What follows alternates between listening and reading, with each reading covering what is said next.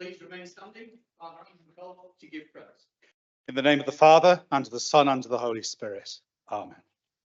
This first annual general meeting of the new mayoral year, Madam Mayor, members will be reassured that I look strangely familiar, the person who's done this for the last couple of years. This gives me the chance to come back for one night only, just to ask for God's blessing upon you, and upon Madam Deputy Mayor, and upon your consorts, Barry, Camilla, John, Kate, as we begin this new year, that the Lord will bless you in your service of this great borough. Members of the council, we ask that God will bless you all in your deliberations here in this place. This gives me the opportunity to thank Councillor Lindley, Councillor Besant, for the privilege of choosing me to be Mayor's chaplain and lifelong friend. I'd like to thank all of you who've been kind to me and who've remarked particularly on the welcome that you've received at St Mary's Church when you've been for civic services. You will always be welcome, and not just for civic services, every day as well. We pray for you every single day. The late Pope Francis said that the words please, thank you and sorry would be at the heart of family life, and in our borough we're a family.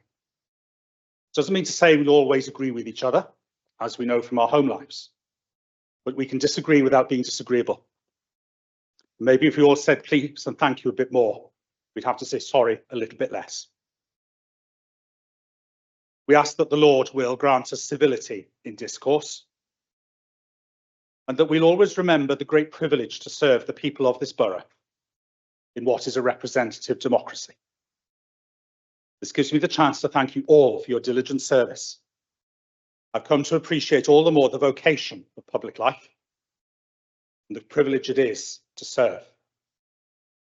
We ask the Lord to bless all the people of this great borough. When Pope Leo XIV chose his name, he did so after Pope Leo XIII, who wrote the first great social encyclical letter in 1893, Rerum Novarum, on new things, which he spoke about justice, working together for the common good, alleviating the poverty of people across the world, and the need for people to come together in unions and other forms of association.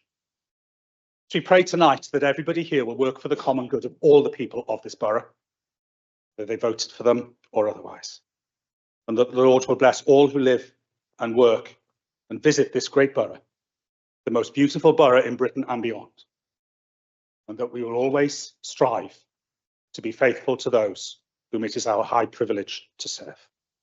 We make all our prayers through Christ our Lord. Amen. In the name of the Father, and of the Son, and of the Holy Spirit. Amen. Thank you, Father Andrew. Please be seated.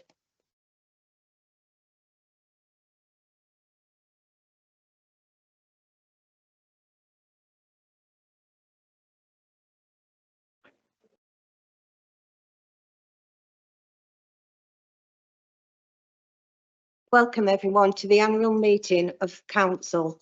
A reminder to everyone, please make sure that phones are switched to silent for the duration of this meeting, and may I add, any phone that goes off tonight via the councillors, there will be a £5 fine for the Mayor's Fund. Thank you. Apologies for absence. Are there any apologies for absence from this meeting? Thank you, Madam Mayor. Apologies received from Councillors Jervis and Pettigrew. Item 2. declarations of interest. Are there any declarations of interest from members in any item on the agenda for this meeting? Item 3, Leader of the Council. I declare that the third year of service of Councillor Philip Jackson as leader of North East Links Council be noted.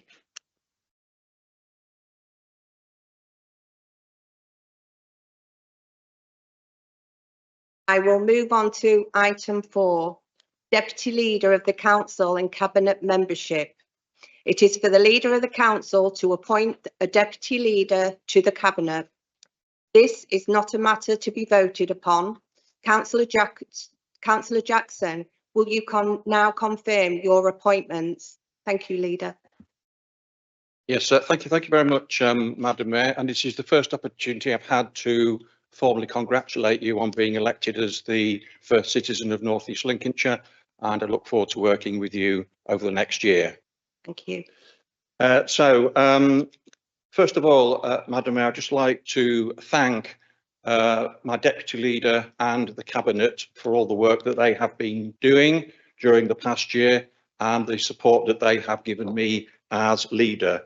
And just to inform Council that my Cabinet members and their portfolios will remain the same for the municipal year 2025-2026. Thank you, Madam Mayor.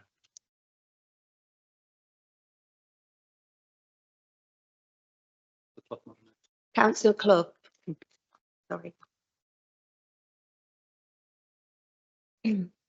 Before I start, Madam Mayor, my most sincere congratulations on your election to this chamber as Mayor. I have no doubt that you will do our borough proud, and of course congratulations to Madam Deputy Mayor.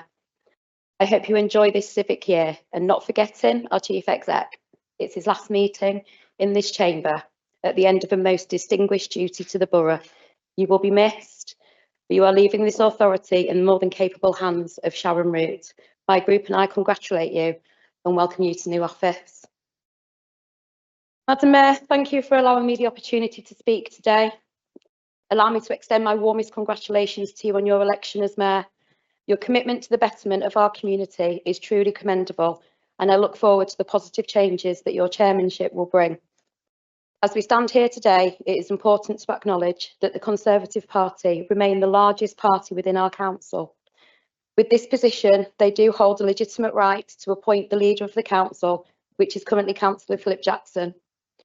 However, despite their standing, it is vital to recognise the growing disconnect between the Conservative leadership and our residents.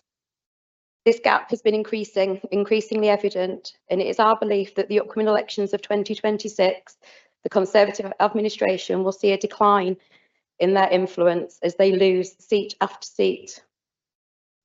Our vision for this council is one of collaboration and inclusivity.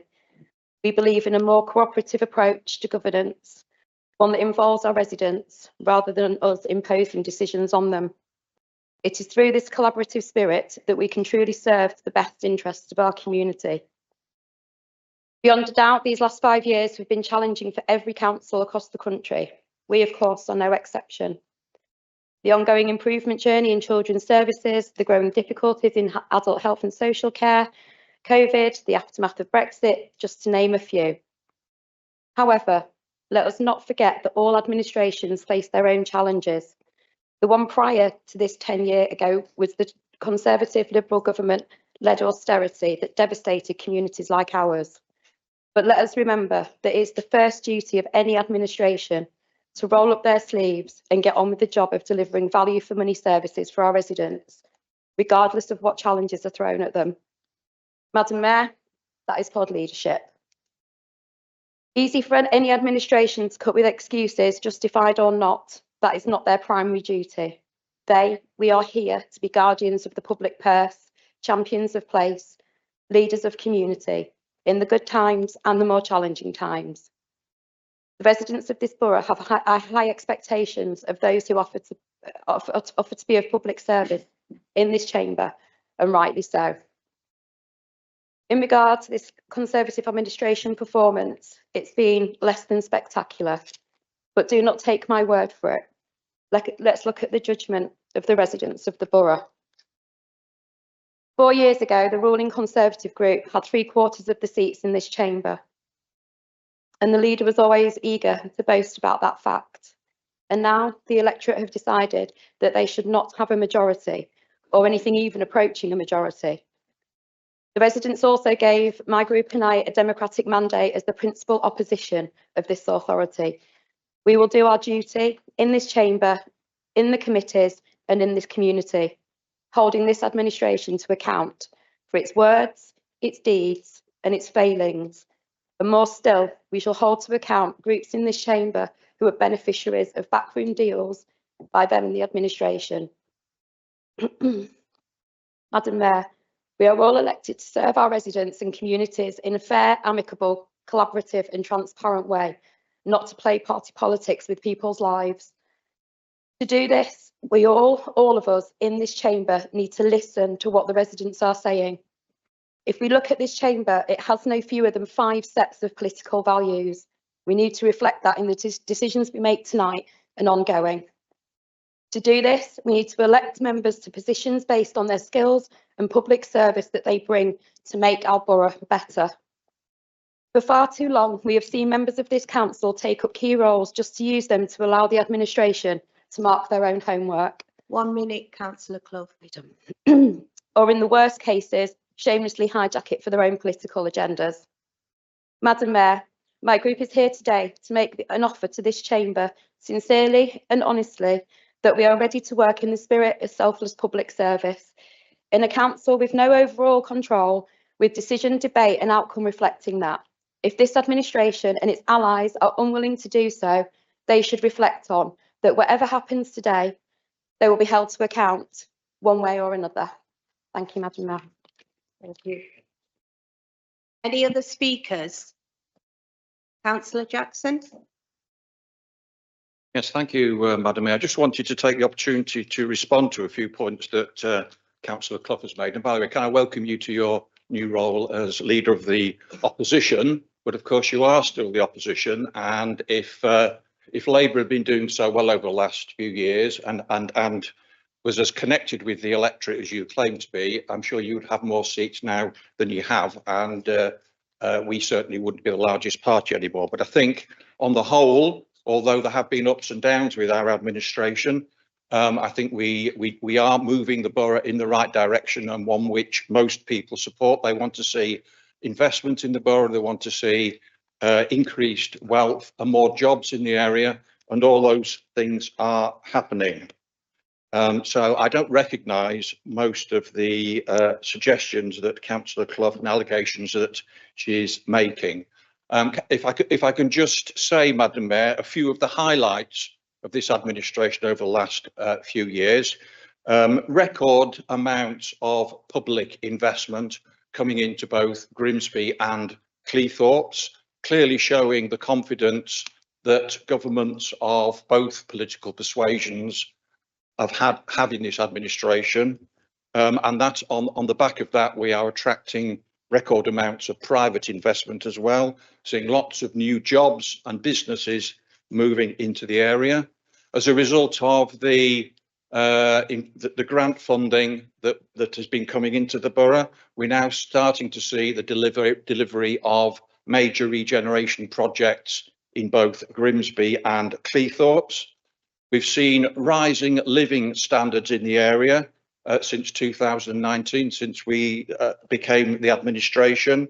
And indeed, recent figures that I saw, which I've mentioned before in this chamber, now shows that North East Lincolnshire has the highest average wage of all the local authority areas across Greater Lincolnshire, and that includes Lincoln. So we're the highest earning borough. We've got the highest rates of house building that we've had in this borough for many years. We have stable finances, no Section 114 notices here, despite the prediction from one or two councillors last year that we will be in that position. Finances of the authority are stable and are strengthening. We've seen investments in services across the borough. no cuts in services in North East Lincolnshire under this administration, and we're now seeing major progress with improvements in children's services, which is very positive. And finally, Madam Mayor, under this administration in North East Lincolnshire, we've managed to achieve a devolution deal for North East Lincolnshire, which the previous Labour administration never managed to do. Thank you, Madam Mayor. Thank you, Leader. Item 5, review of the Constitution. This is a report from the Council's monitoring officer. May I remind members that as per paragraph 3.2 of the report, any changes to the Council's standing orders will, when proposed and seconded, stand adjourned without discussion to the next ordinary meeting of the Standards and Adjudication Committee. Councillor Jackson, will you move the recommendations, please? Yes, thank you. Thank you very much, Madam Mayor. I stand to move the recommendations as set out in the report. And can I start by thanking the work put in by the Constitution Working Group, which met on a number of occasions, and also thank officers for the work that they've put into bringing those amendments forward as well. We had some very frank and open discussions, and I think it was a really helpful forum. So thank you for all members who participated in that. Members will hopefully have had an opportunity to read the report. I will move all the recommendations 1 to 6 as set out on pages 1 and 2 of the report. I don't intend to go into any detail with regard to any of the recommendations because I think they're all fairly well explained within the report, although I will try and respond to any questions when I sum up if members have any. And just to remind members that any amendments that are in these within these pages that relate to standing orders, as Madam Mayor has already said, are automatically referred to the Standards and Adjudication Committee. Can I just say, Madam Mayor, before I sit down, I'm very happy to accept the amendments that the independent group are proposing to the Constitution as well. I think they're very sensible, and I would certainly welcome those. Thank you, Madam Mayor. Deputy Leader, will you now second? Thank you, Madam Mayor, and may I also offer my congratulations on your appointment. Thank you. I rise to second the recommendations and reserve the right to speak if necessary. Thank you. Councillor Farron. Thank you, Madam Mayor. I rise to move an amendment to delete the following from the general constitutional changes. It's section 3.1.7, the appeals subcommittee, to be deleted in its entirety. Madam Mayor and members, I would like to present to you my rationale for the deletion of this particular section for the following reasons. This section raises a number of concerns that I would like to highlight for your consideration. I strongly believe that this section should not be included as part of the vote for the changes to our Constitution, and that is for the following reasons, which I have arrived at by reading the relevant section on page 12 of the meeting booklet and speaking to the 2 members who attended the working group from the Labour group. There are no minutes for the working group meeting.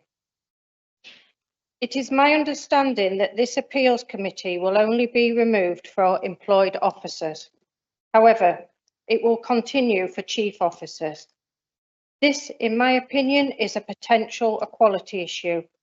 It goes against the very culture that NELC are trying to implement of one team.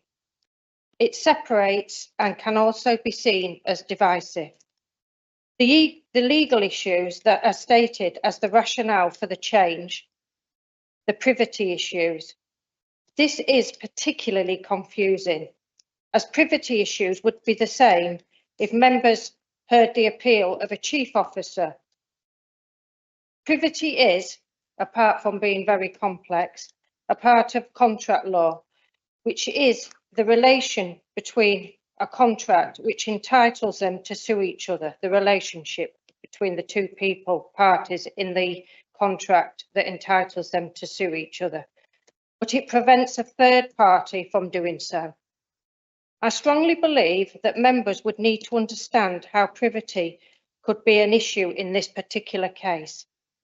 Are there examples of this being an issue in other authorities? Do other authorities run a chief officer only scheme for their appeals? If so, how many and who are they? The statement, Madam Mayor and members, that an elected member is at risk of being called to an employment tribunal. What is the risk? I personally feel somewhat offended by this statement. An employment tribunal is a legal mechanism to provide fairness and learning. If an elected member was called to an employment tribunal, they will have already filled out an ET3 form, which is just a statement stating the reasons for their decision. They may be asked questions upon it on the day. I think members could manage that.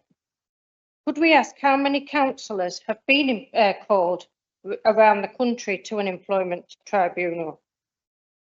It should also be noted here that employment tribunals are currently booking in for August 2027. Another scenario members may wish to consider is this. If we do not have a fair and equitable mechanism for our officers, then they are more likely to utilise their right to an employment tribunal. This could be financially and reputationally damaging to our authority. Let me provide you with some context to back that up. The first award that a judge would look at if this authority did not win the case is loss of earnings.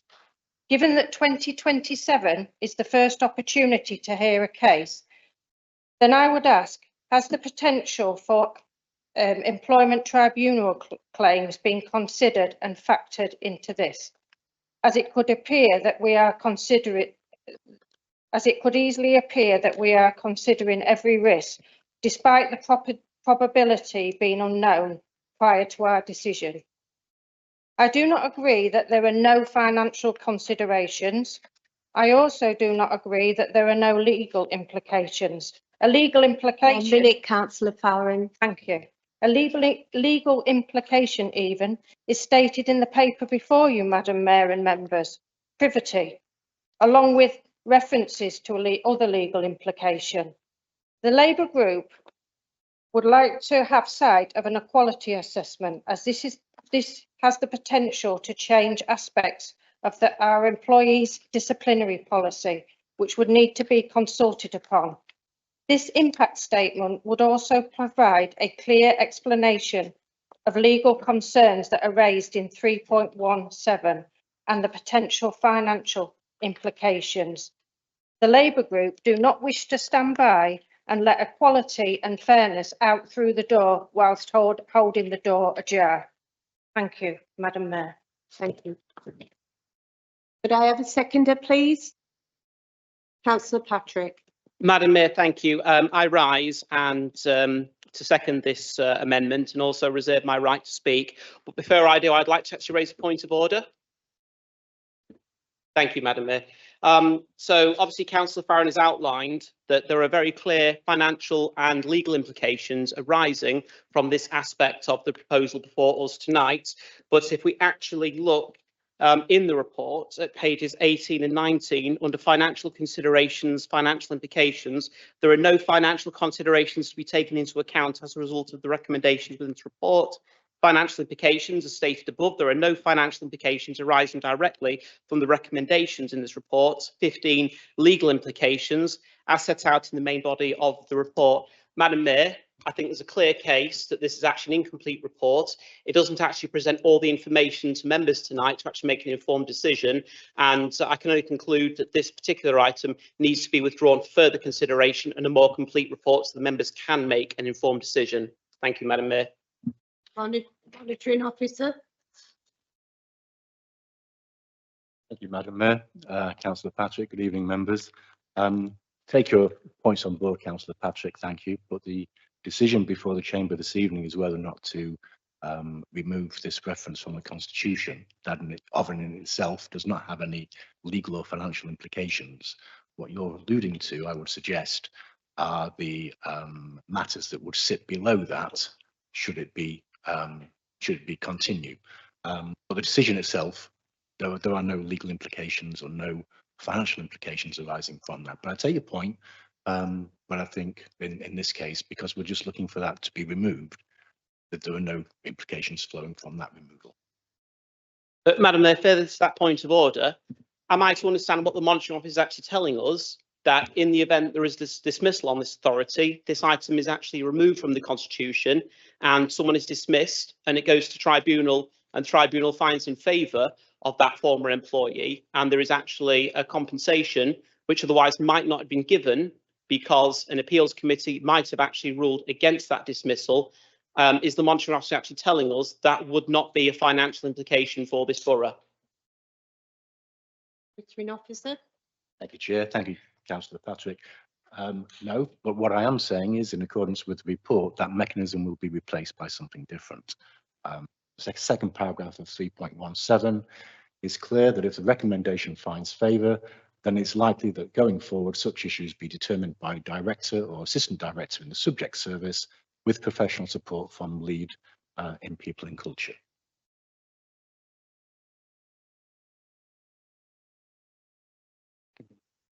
Are you seconding, Councillor Patrick? Yes, Madam Mayor, I'm seconding and I'm reserving my right to speak. Any other speakers on the amendment? Councillor Holland. Yeah, thank you, Madam Mayor. I rise to support the amendment for one simple reason. I've been doing quite a lot of research on this. I've been benchmarked against about 10 other councils, county councils, large city councils, and they have pretty much the same appeals committee process in place. Even Lincolnshire County Council has this, although that is reserved for statutory officers. So I think, given that other councils are doing this, and they must have good reason, they must have also looked at all the legal implications of this. What I suggest we do actually is send this back to the Constitution Working Group to have another look at it, do some benchmarking, and just look at it in a bit more detail, and just make sure that before we get rid of this, that actually that's the right course of action, and we're not actually throwing babies out with bathwater at the same time. So I do support this amendment. Councillor Aysor. Thank you, Madam Mayor. I stand to support the amendment. The Appeals Subcommittee has been a long-standing mechanism that allowed elected members to check whether proper process has been followed in certain employment matters. I understand that the scheme of delegation in Appendix 1 gives directors the authority to make staffing decisions, including dismissals and grievances.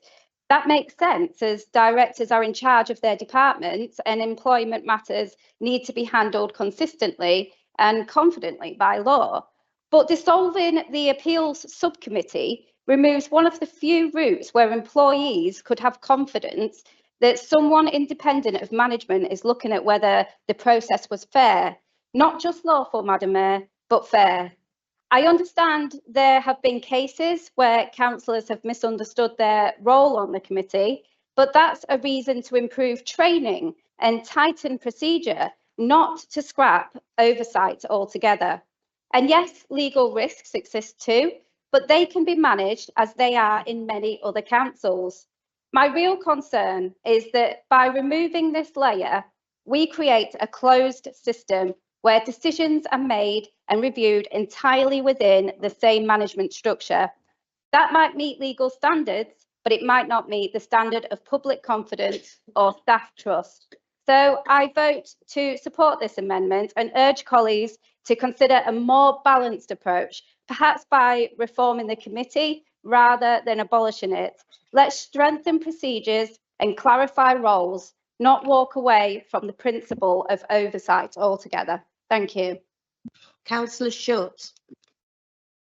Thank you, Madam Mayor.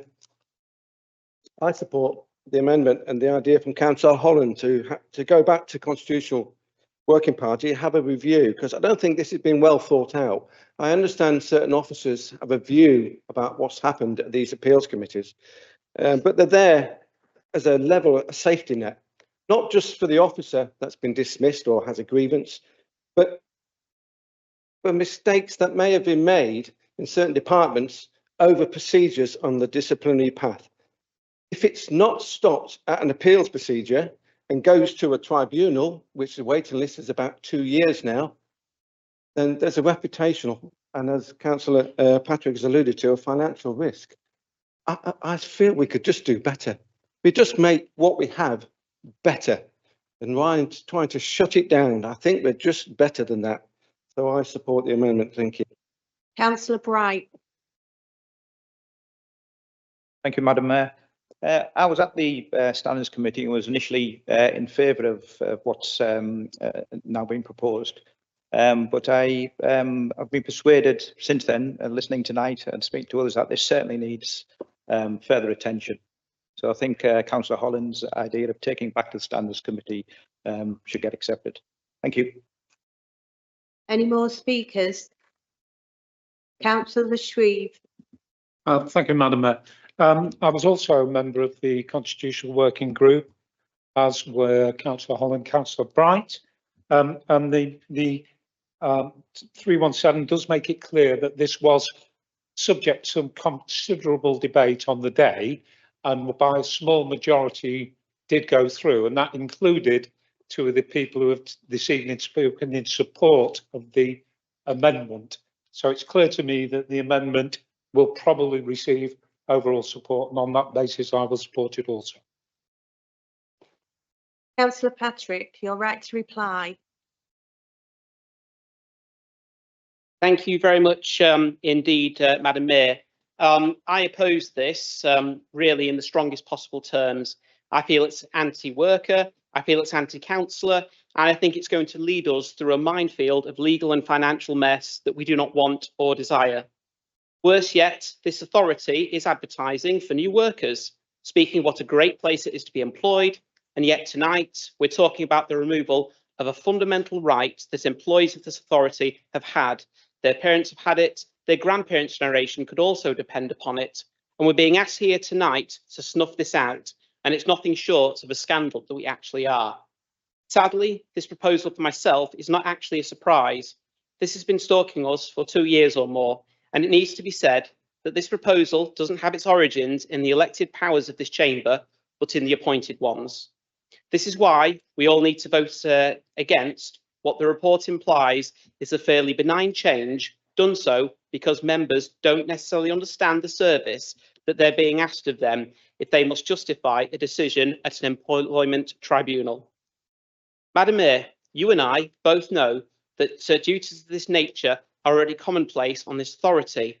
On planning committee, members can be called upon to justify planning rejections. On licensing, members can be called to the magistrates' court to justify licensing decisions.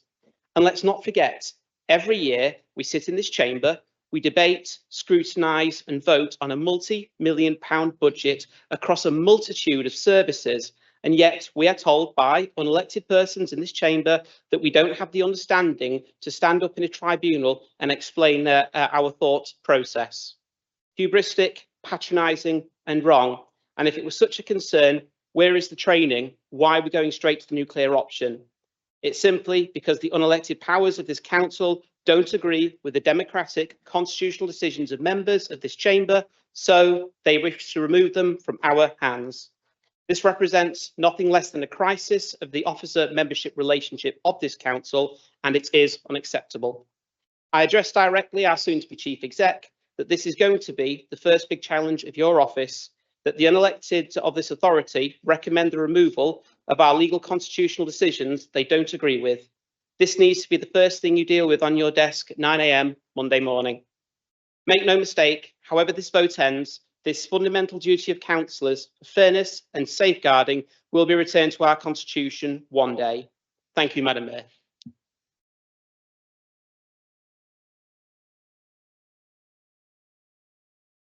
Are there any other speakers on the amendment? Councillor Jackson, right of reply. Yes, thank you, Madam Mayor.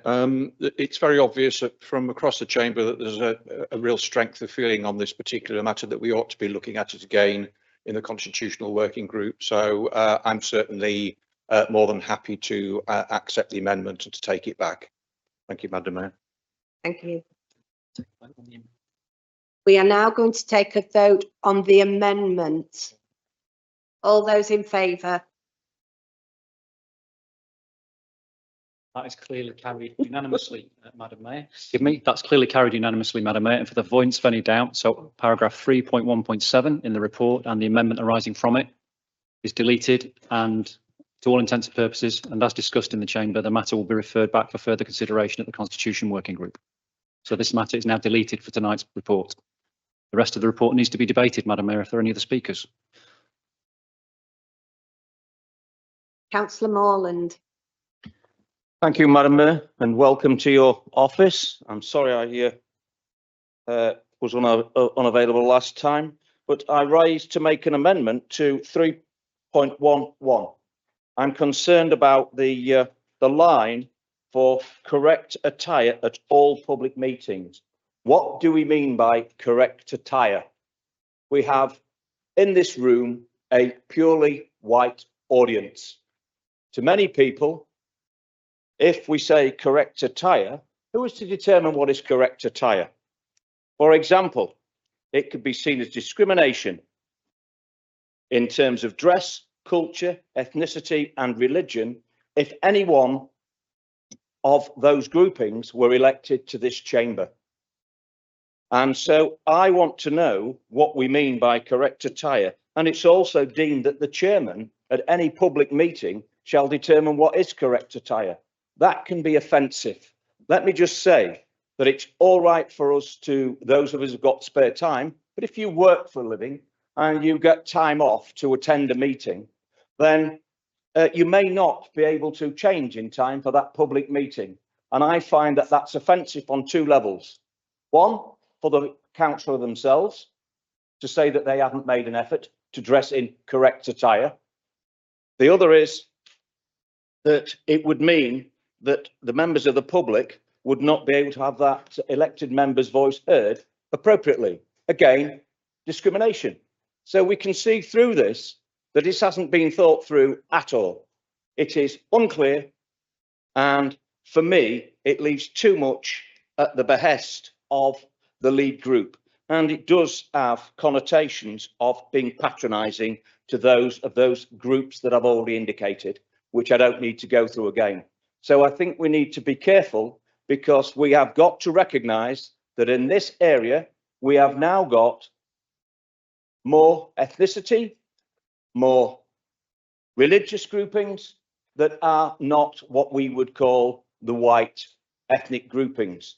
And I say that very carefully, because I don't wish to imply anything about that. But what I'm being is very clear that there are cultural and religious groupings that would not be catered for in this. If we mean by standard attire, a suit, a collar and tie, that would be inappropriate attire for those people, and they would find it extremely offensive, as would I. And on their behalf, I stand to ask if an amendment can be made to ensure that correct attire is formally constructed as to what is meant. Thank you, Madam Mayor.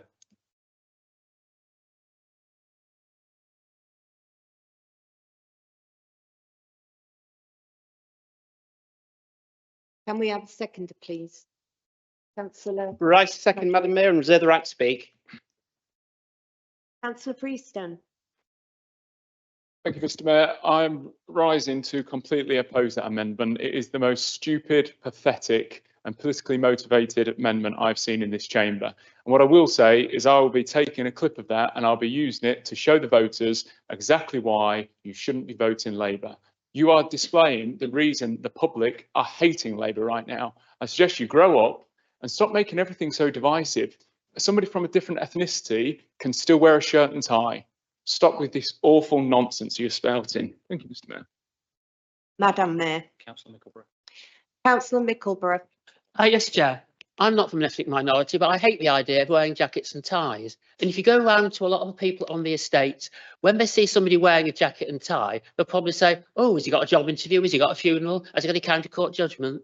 Because most people in this day and age do not wear jacket and ties. You don't have to wear a jacket and tie to speak in the House of Commons. It all depends on the situation. If we're talking about public meetings, are we all expected to put our best bib and tucker on, having a meeting with residents on a council estate or whatever? No, we're not. And also the people coming from work, coming from other situations. People like me who are travelling on bus everywhere. You don't want to wear jacket and ties on a bus. It all gets goodness knows what, people sitting on seats and chewing them and things like that. But we've got to be realistic. I wouldn't expect to come to a meeting and wearing a t-shirt, wearing jeans, wearing tracksuit bottoms, training shoes. But surely sitting like this is another barrier between the people out there and the people up here. We're the suits. They see us as suits. And that is an objection for a lot of people. It's not that people don't want to dress up like that, but people gone are the days where everybody would dress up in a jacket and tie. And it's also another barrier for people coming to serve at this authority. We're wanting to get as many people as possible of all backgrounds, all class, which is a word that Labour don't seem to use much these days. But there you are. People, we want everybody. And what about women? Women don't wear jackets and ties. What are they expected to wear? Are we going to impose a dress code on women? It all depends on fashion. So I think we've got to be a little bit easy on this. We shouldn't have hard and fast rules. Yes, imply that somebody is reasonably smart, but not formula time, Mr. Chair. Madam Mayor, sorry about that. Thank you. Thank you, Councillor Mickleborough. Councillor Holland. Yes, thank you, Madam Mayor. The phrase is formal attire, and of course that is subjective. I looked for guidance on the Indeed recruitment website, and there were pages and pages of guidance, and I was not really any the wiser afterwards, other than understanding that I can still retain self-expression by wearing business-appropriate accessories such as scarves, jewellery and belts. Now, I understand what has been sought, what this is driving at, and I also actually try to, I understand a little bit where this amendment is coming from, but I don't think the amendment is tight enough. So I think we all want the public to at least have the perception that we address our duties seriously and to the best of our professional ability, and visual appearance is part of that. So what I propose, if it's acceptable to replace this amendment or follow this amendment, instead of saying members and officers should wear formal attire in attending all public meetings, to this, members and officers should endeavour to maintain a professional appearance when attending all public meetings. And that, I think, actually drives through what is sought from that, but also I think it answers Councillor Morland's issue there. And you know, no one wants to see me turning up in a see-through shirt at a meeting, even if I'm wearing a tie. You know, and formal attire at some award ceremonies leaves very little to the imagination. So I propose that change as a compromise. Councillor Bright. Thank you, Madam Mayor. I'm sure the vast majority of the general public will not care one jot what people wear to a meeting. What the public care about is how we represent them, how we ensure services are provided, how we help communities, and how we ensure our projects are managed. I think it might have been Mark Twain who said, "Clothes do not maketh the man." And by the same token, a badly fitting suit and tie does not make a councillor. We're not in the 1950s. It's a bit of a ridiculous proposal for me, and it should be confined to the dustbin of history. Councillor Schutz. Thank you, Madam Mayor. The working group could not agree on it either, if I'm honest. And then Councillor Crofts talked about not wearing a tie. I will not wear a suit. I don't think I look, I think I might look a little bit professional, but that's a subjective thing for me. I think the statement that was made about a formal attire was agreed because we couldn't really agree on anything. And formal attire would seem to make that we would understand what formal attire is, but it is subjective. I understand that. I do kind of like Councillor Holland's perception of the words that he stated, but we could, I suppose, give it a year and see what subjective idea amongst us all means by formal attire. And if it's unacceptable for the leading group and for the constitutional group, we could look at it again and come back with some different wording. But I have a solution, if I'm honest with you, which might be fitting. It standardises what we wear, Madam Mayor, and that could be, we have robes. And we used to, I believe, much before my time, wear robes regularly for scrutiny and meetings because people came from work in their work clothes, probably didn't look that well, a bit sticky and sweaty, so they all wore robes. We don't perhaps need that so much today, but maybe we do. Maybe it's a consideration to think about. We all go to the robe room before we go to scrutiny and committees and full council, and we wear our robes. That covers up whatever we have. We look the same, we look presentable and professional. Options, members, options. Thank you. Councillor Wilson.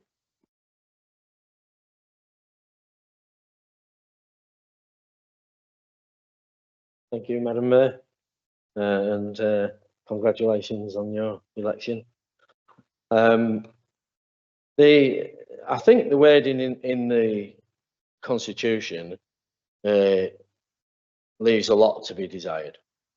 I think the compromise by Councillor Holland is a good one. I think that would probably need to go back to a working group to discuss that and make a different recommendation.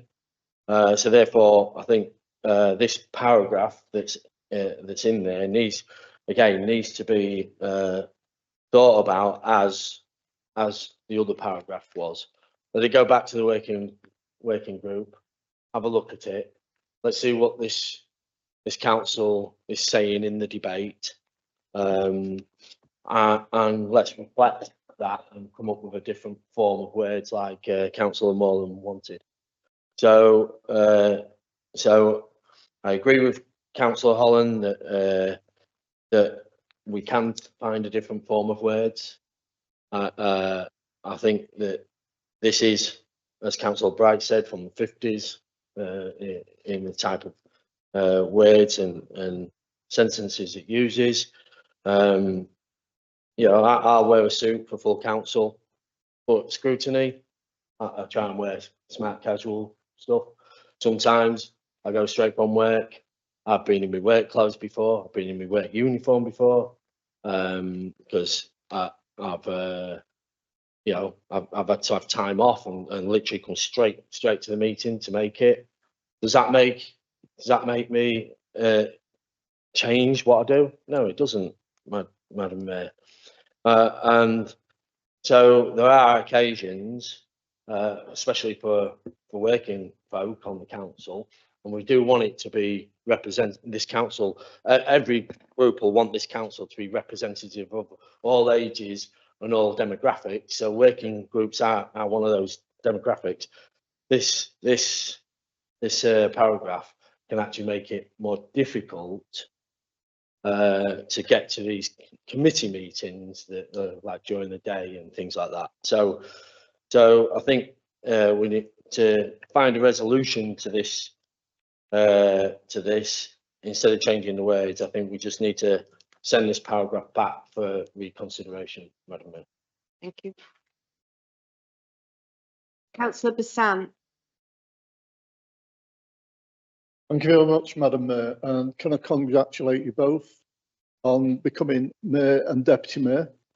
You've relieved me of having to come up there, you have. I can now stay down here. This is the first time in 4 years that I've stood up here. And to be honest, I've listened to debate. Unfortunately, I wasn't at the working group when this was discussed. I agree with Councillor Holland. We should be professional. We should be professional. But I don't agree with the original wording. I don't. I think there's a compromise there, as Councillor Holland suggested. I don't know whether it was seconded. Was it seconded by Councillor Bright? It can't be seconded. Can't second it. There's an amendment. Yeah, but I definitely agree with the wording provided by Councillor Holland. I think we're being a little bit too pedantic to say, as in the original report. I think we are. Let's move on with it, but let's try and stop ping-ponging backwards and forwards. But something's got to happen fairly quickly. Thank you very much, Madam Mayor. Thank you. Councillor Linley. Thank you, Madam Mayor, and it's nice to hear Councillor Bassan speaking from the floor after these many years. Welcome back. Yeah, I think the question we've got to ask ourselves is why Why do we wear a suit? Why do we wear a shirt and tie? It's because we want to set a good example. You go for a job interview, you wear a shirt and tie because you want to set a good example. If people, unfortunately, if people have an unfortunate court appearance, they wear a shirt and tie because they want to set a good example. And I think as council members, we should all want to set a good example. We've got cameras around the room and we've got the public watching at home because we want to set a good example. And I think this has been taken out of context slightly. I think it was put in there, I think, in good faith about controlling what we wear in the council chamber. And I think I don't think it's got anything to do with multicultural or not. I think when you look at the House of Commons, it's a very multicultural chamber, yet they dress appropriately. And, you know, you will see that. You will see that if you watch it on TV. But I think we've now and again, some members let themselves down. And I think they let the council down because, you know, it doesn't look great. I remember many years ago, there was a chair of scrutiny who chaired a scrutiny panel in a shell suit. I mean, not only is that letting himself down in terms of that position, but it's also a crime against fashion. And I think, you know, we just need to be sensible about this. I think we do. You know, I think historically we've always wore shirt and tie, and I think, you know, that's what's trying to be put into that amendment there. And I think by taking that out, I think it gives you carte blanche to wear probably what you want, and I think that's a retrograde step in my eyes. But I think we just need to try and take that for what it is, rather than try not to overthink it. Thank you, Madam Mayor. Councillor Farron. Thank you, Madam Mayor. Just a cautionary tale here, really. I do have a case very relevant to this at the moment, so just putting that out there. It's still happening. It started in 1979 with Smiths versus Asticks bookshops, when a female employee took a case against the dress code of the company, the bookshop, because she was not allowed to wear trousers, the same as her male counterparts. I know we're not a workplace, I understand that. But I'm just saying specifics are very important with dress codes. When you say formal attire, you need to be able to rationalise that completely, because otherwise you do open yourself up to problems, issues, and possibly legal cases. Thank you, Madam Mayor. Thank you. Councillor Downs. Thank you, Madam Mayor, and I'll join everyone else in congratulating you on your appointment as Mayor. I stand to object to the wording that is in the recommendation of formal wear. As a woman, and we've not heard from many women tonight, predominantly men in suits, but as a woman in a men's world, I would find it quite offensive to be told I need to wear formal wear, and actually would imagine formal wear to be something I might wear for a prom or a wedding. And so I do think the wording of that needs to be changed. And as a fairly senior manager in my organisation, I often fly to scrutiny from work.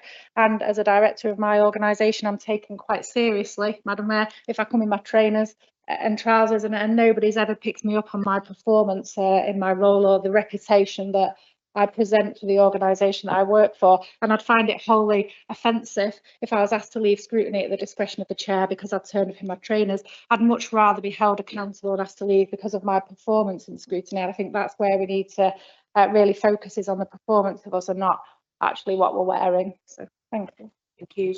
Councillor Hudson. Thank you, Madam Mayor, and congratulations to your appointment. I'm rising to oppose the motion because I think we're all nitpicking here.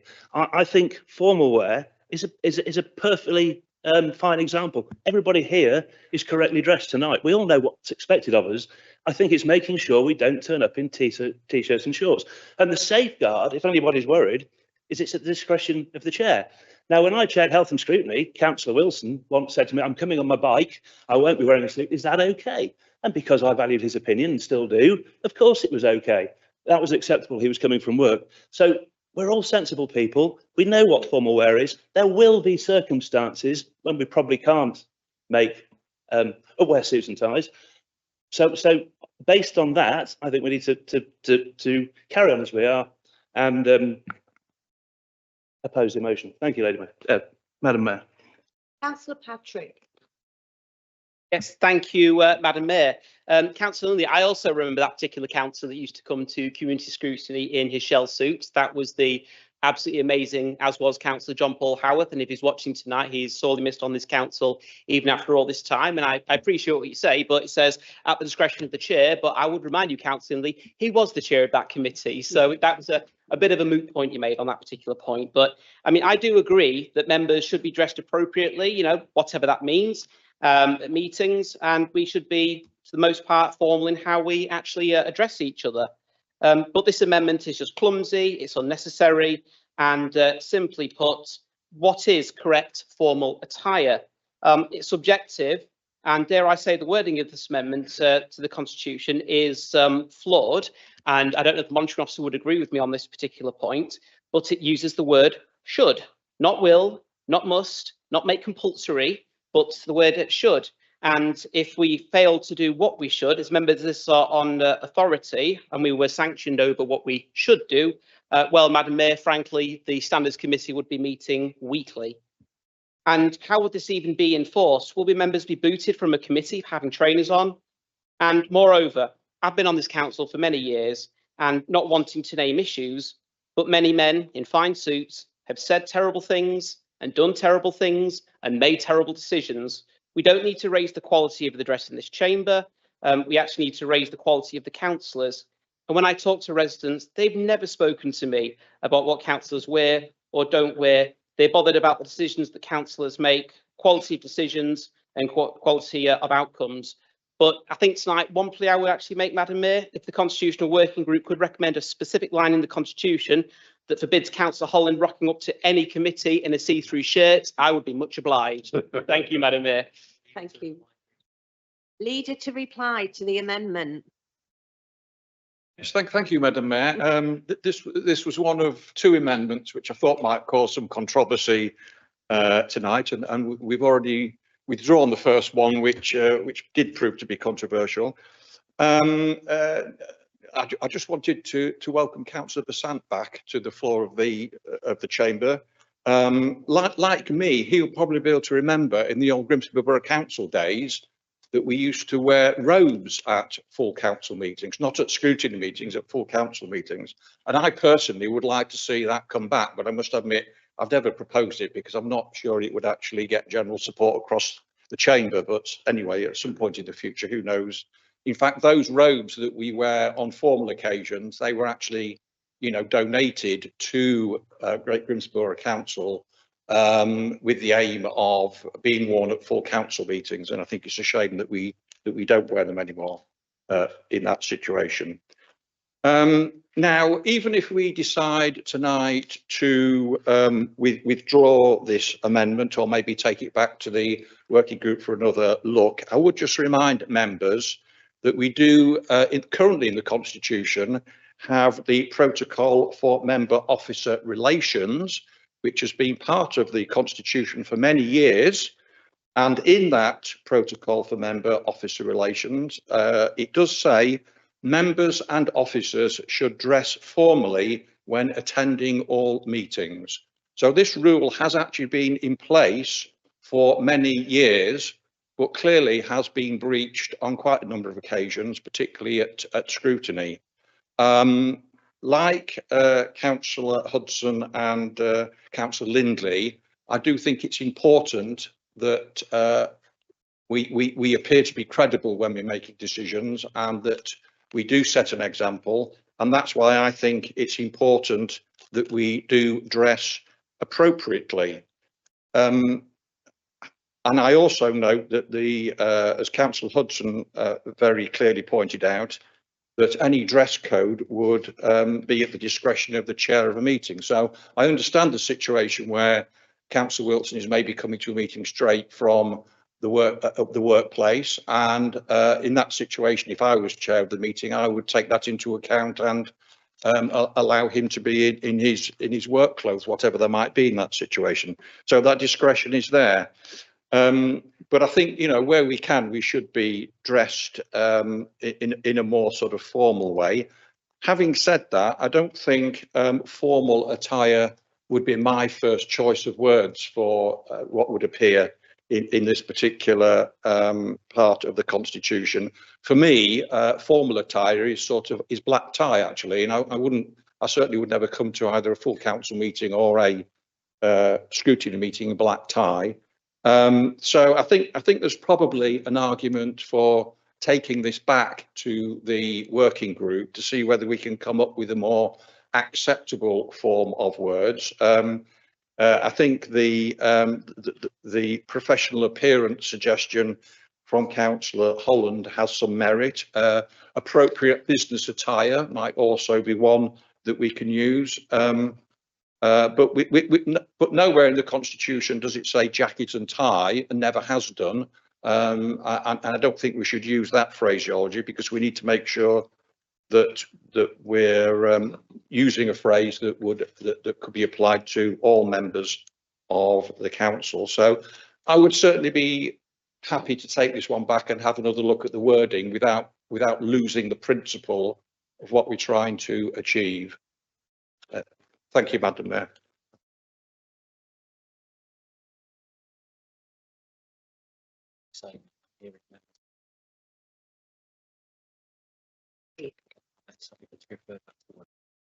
Are members happy to have it referred back to the working group? That's what we're hearing along the lines of everyone talking. No, Put to the vote. we'll put it to the vote. Just to assist, Madam Mayor, wasn't the amendment in essence was that, Councillor Morland? Yes. Yeah, that the wording be reconsidered, and then there. Councillor Morland, it's fine. Councillor Morland, it's the fundamentals. The fundamental purpose of your amendment was to reconsider the wording. Yes. And on that basis, there was a general consensus around the room that therefore the matter should be referred back to the Constitution Working Group. All of that needs to be put to the vote, noting Councillor Freeston's comment there. Okay, Madam Mayor, so if you wish to ask for all those in favour, substantively for the matter to be referred back to the Constitution Working Group. All in favour, Madam Mayor? All those in favour? Anybody against? Carried. Carried. Any speakers on the main report? Any speakers on the main report? Councillor Shreve reserved his right. Councillor Shreve, you've reserved your right. Yeah, I don't think there's any need for me to speak on this occasion. Thank you. Thank you. Leader to reply on the Constitution. Leader to reply on the Constitution. Yeah, thank you, Madam Mayor. Nothing really to add. I think we've obviously had a good debate on the two most controversial items and come to a satisfactory resolution. Thank you, Madam Mayor. Thank you. Item 6. Oh, we're going to take a vote. All in favour?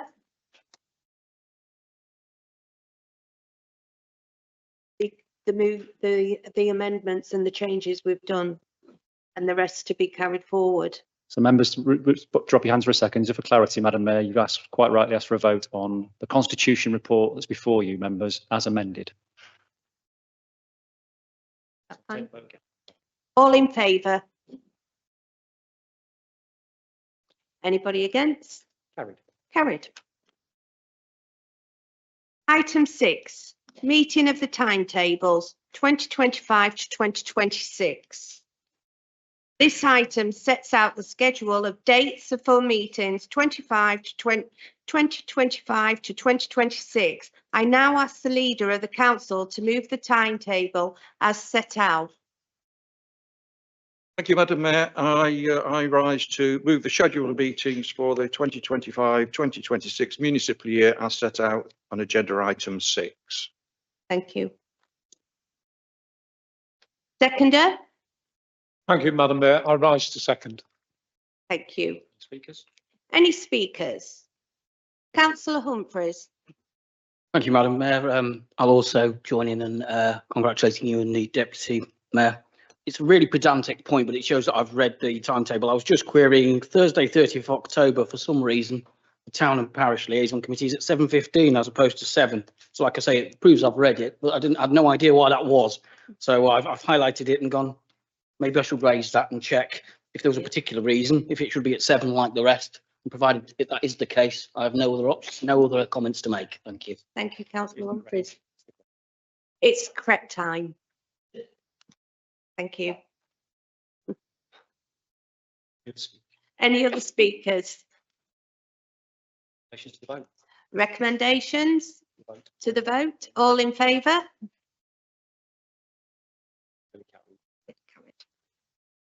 Yeah.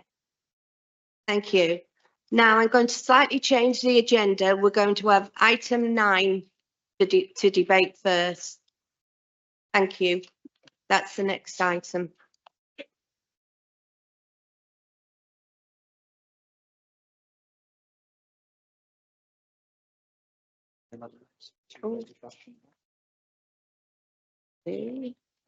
Right. Thank you. Item 9, Annual Scrutiny Report. This is a report of the Council's Statutory Scrutiny Officer submitted annually to the Council's AGM. Councillor Jackson, will you move a proposal, please? Deputy Leader, will you now? Yes, thank you, Madam Mayor. Could I just start by thanking all members of the various scrutiny panels across the council for their work that they've done during the past year. I think quite a number of very serious issues have been looked at and investigated thoroughly by scrutiny. There have been some really helpful recommendations from scrutiny panels to Cabinet, and we've taken on many of those recommendations, and I think that's the sort of role that we want to encourage scrutiny to take, to make sure it's bringing recommendations back to Cabinet to make sure we make the best decisions we possibly can. We do try and send as many matters to scrutiny as possible for pre-Cabinet discussion, and certainly very much welcome the response we get from those. So thank you to scrutiny for all the hard work that you've done during the past year, and I would commend this report to the council tonight. Thank you, Madam Mayor. Deputy Leader, will you now second? Thank you, Madam Mayor. Yeah, I also commend the report to the full council. Any speakers? Holland was first. Holland, Councillor Holland, sorry. Thank you, Madam Mayor. And I'm sorry to rain on any parades. I can't comment on the work done by other scrutiny panels, but for the Transport Infrastructure and Strategic Housing Scrutiny Panel, I have to voice my embarrassment actually at our failure to deliver the two key pieces of work that were planned. And this is in no way a criticism of the chair or the members or council officers, but the fact remains that we did not deliver the intended meaningful change that would directly benefit residents. We had 2 task and finish group targets.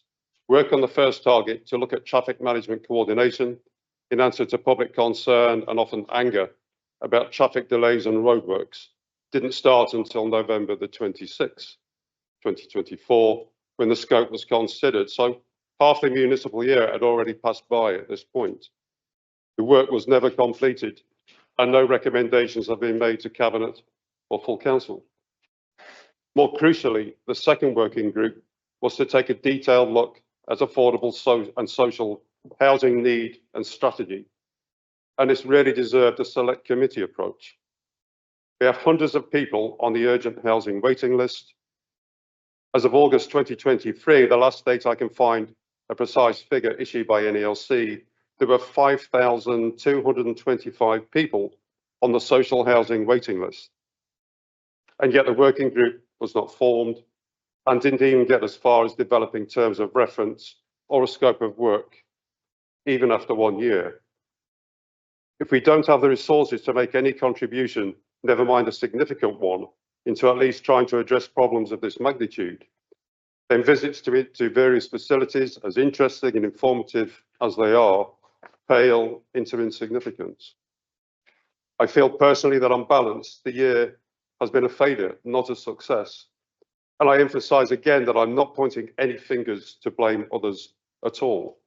This is just due purely down to the resources available.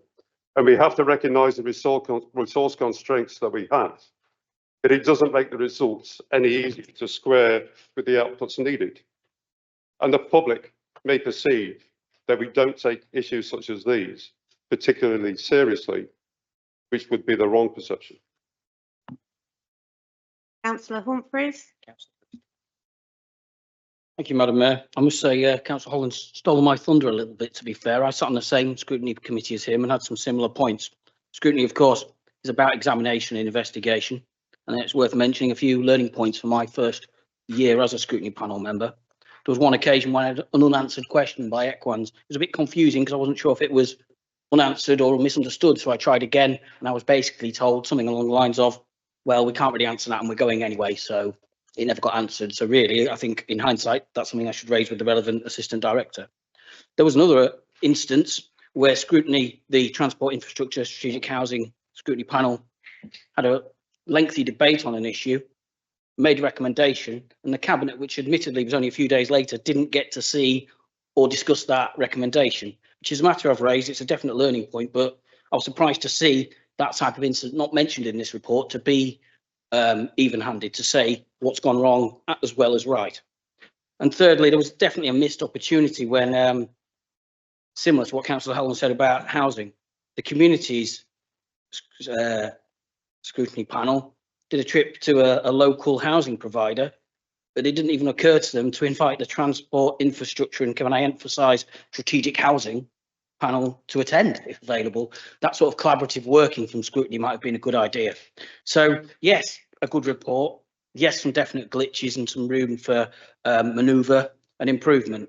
I'm personally not set to be on scrutiny this year, which is fine in that circumstance because I've put myself forward to other roles. Which brings me slightly on to another point. If I'm a substitute in scrutiny this year, I hope it's more effective in the ways that I've highlighted and that Councillor Holland, to be fair, has as well.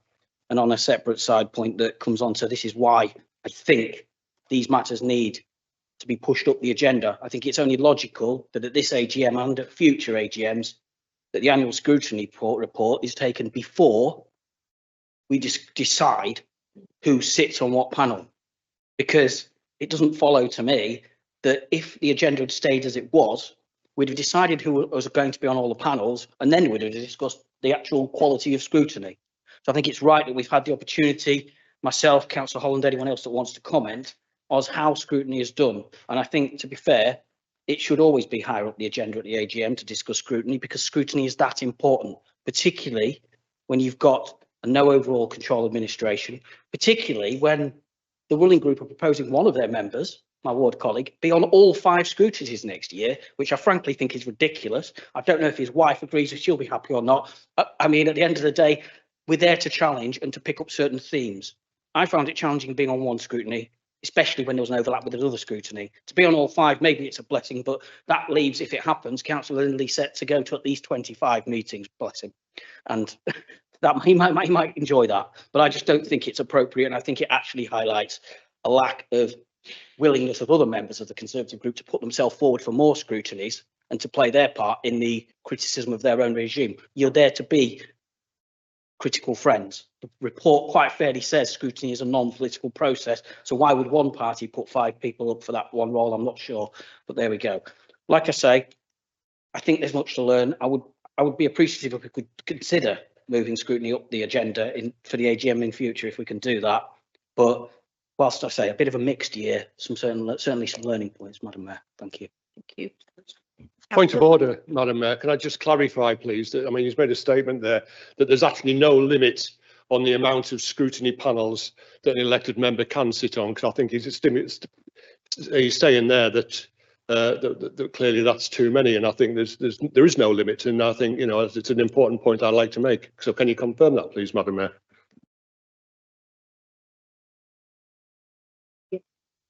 That is quite correct. Thank you. Councillor Priest. Councillor Freeston. Thank you, Madam Mayor.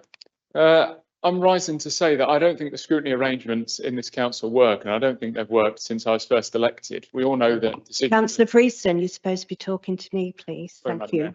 Mayor. Decisions are often taken in group rooms before the scrutiny meetings take place, as is what happens in the full council meetings here. So to me, that makes the scrutiny meeting somewhat redundant, because we already know what the decisions taken are going to be, and they're just rubber stamps. With that in mind, I do think that there's examples over the years where decisions have been taken from scrutiny where councillors aren't actually fully abreast or aware of what's going on. They're only informed and told what the officers want them to know. And I use an example of that with the decision to provide asylum seekers with driving lessons. Now, I'm sure many colleagues in this room would actually agree with me that that shouldn't have been provided, and had officers have informed councillors at scrutiny meetings, say maybe the tourism transport or the community scrutiny panel, councillors, do you think we should support this policy? I'd imagine a lot of the councillors, certainly on this side, would probably vote against that, or I would at least hope so. But that isn't the sort of things that come to scrutiny panel meetings. Instead, it's things that we can't really have much say or impact on. It's purely there as a box ticking exercise. And at Reform, we don't believe in that. We believe in looking at the nitty gritty and identifying where we can make actual change. Thank you, Madam Mayor. Thank you. Councillor Morland. Thank you, Madam Mayor. I rise to oppose two issues with what's just been said by Councillor Freeston. The first one is made aspersions against officers and their honesty. He said that they do not provide the right information, or words to that effect. I can't quote him directly because I switch off from his shenanigans. But he's made words, an accusation that the officers do not act with professional integrity. I think he should withdraw that remark, Madam Mayor. And secondly, he said that that councillors go in group rooms and work on this together. That's another calumny and aspersions against the other elected members of this council that Councillor Freeston has made. And I find, to be perfectly honest, Madam Mayor, and I bet he doesn't use this for his Reform poster when he has something to say. I bet he doesn't put me there on his video because I find it quite offensive, and I find it that this should be taken to standards, the criticisms he's making of people. I find it absolutely scandalous, Madam Mayor. Thank you very much. Thank you. Councillor Wilson. Thank you, Madam Mayor.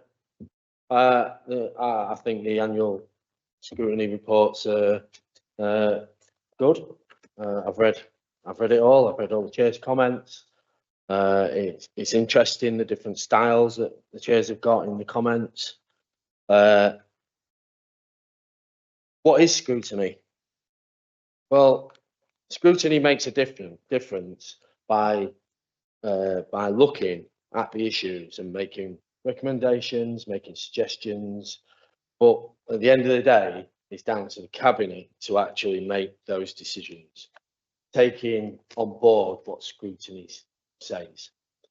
So when we have got issues within the borough, yes, we might scrutinise them and we might not, because we can't scrutinise every issue.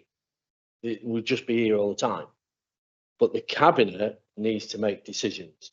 So the scrutiny looks at the bigger issues, the most important issues, and over the majority of the reports, I don't go to all the scrutiny committees, but I've looked at the reports. I think scrutiny's just have done that. So congratulations on all the committees for doing that. I think there is an anomaly. I think the anomalies with housing. We was on the Transport Infrastructure Scrutiny Committee, and it seemed that there was confusion about what lies where with each scrutiny. I think that needs resolving going forward. I think the terms of reference for housing, I think it probably needs to be all within the Transport and Infrastructure and Housing scrutiny to stop any confusion with people that need to make decisions and reports and such like. Regarding whips, I just think I'll inform all the council that it's against Labour Party rules to whip a scrutiny person. And anyone that remembers when we was in charge, I was just as critical as of the cabinet in scrutiny. You know, but I always give suggestions as any opposition, because we're not whipped and we're not under any disciplinary when it comes to any of the quasi-judicial or scrutiny committees. So that I just need to dispel that myth that's just being put out. If anybody wants to look at the rule, I can certainly email them that rule out of the rule book from the Labour Party rules. So yeah, so I didn't want the council chamber to be misled in that situation regarding the Labour Party. It might be different in other parties, so it might be, I don't know. I've never read them rules. So overall, I'm quite supportive of the report. I think it's well written. I think it gives an essence to the public that scrutiny's gone on and it's working. So with that in mind, I support the report. Thank you very much.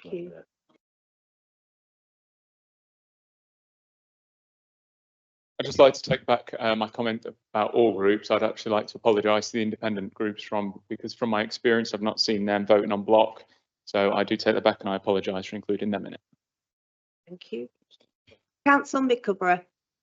Yes, Chair, I'd like to really reinforce what my colleague Councillor Wilson said. I've been a councillor for 11 years and never once have I been given instructions of how to vote at scrutiny meetings or quasi-judicial bodies as well. I remember at one stage we were discussing something about Bradley pitches and the leadership of the party was very, very keen, but we gave the go ahead. But we in that particular committee, no.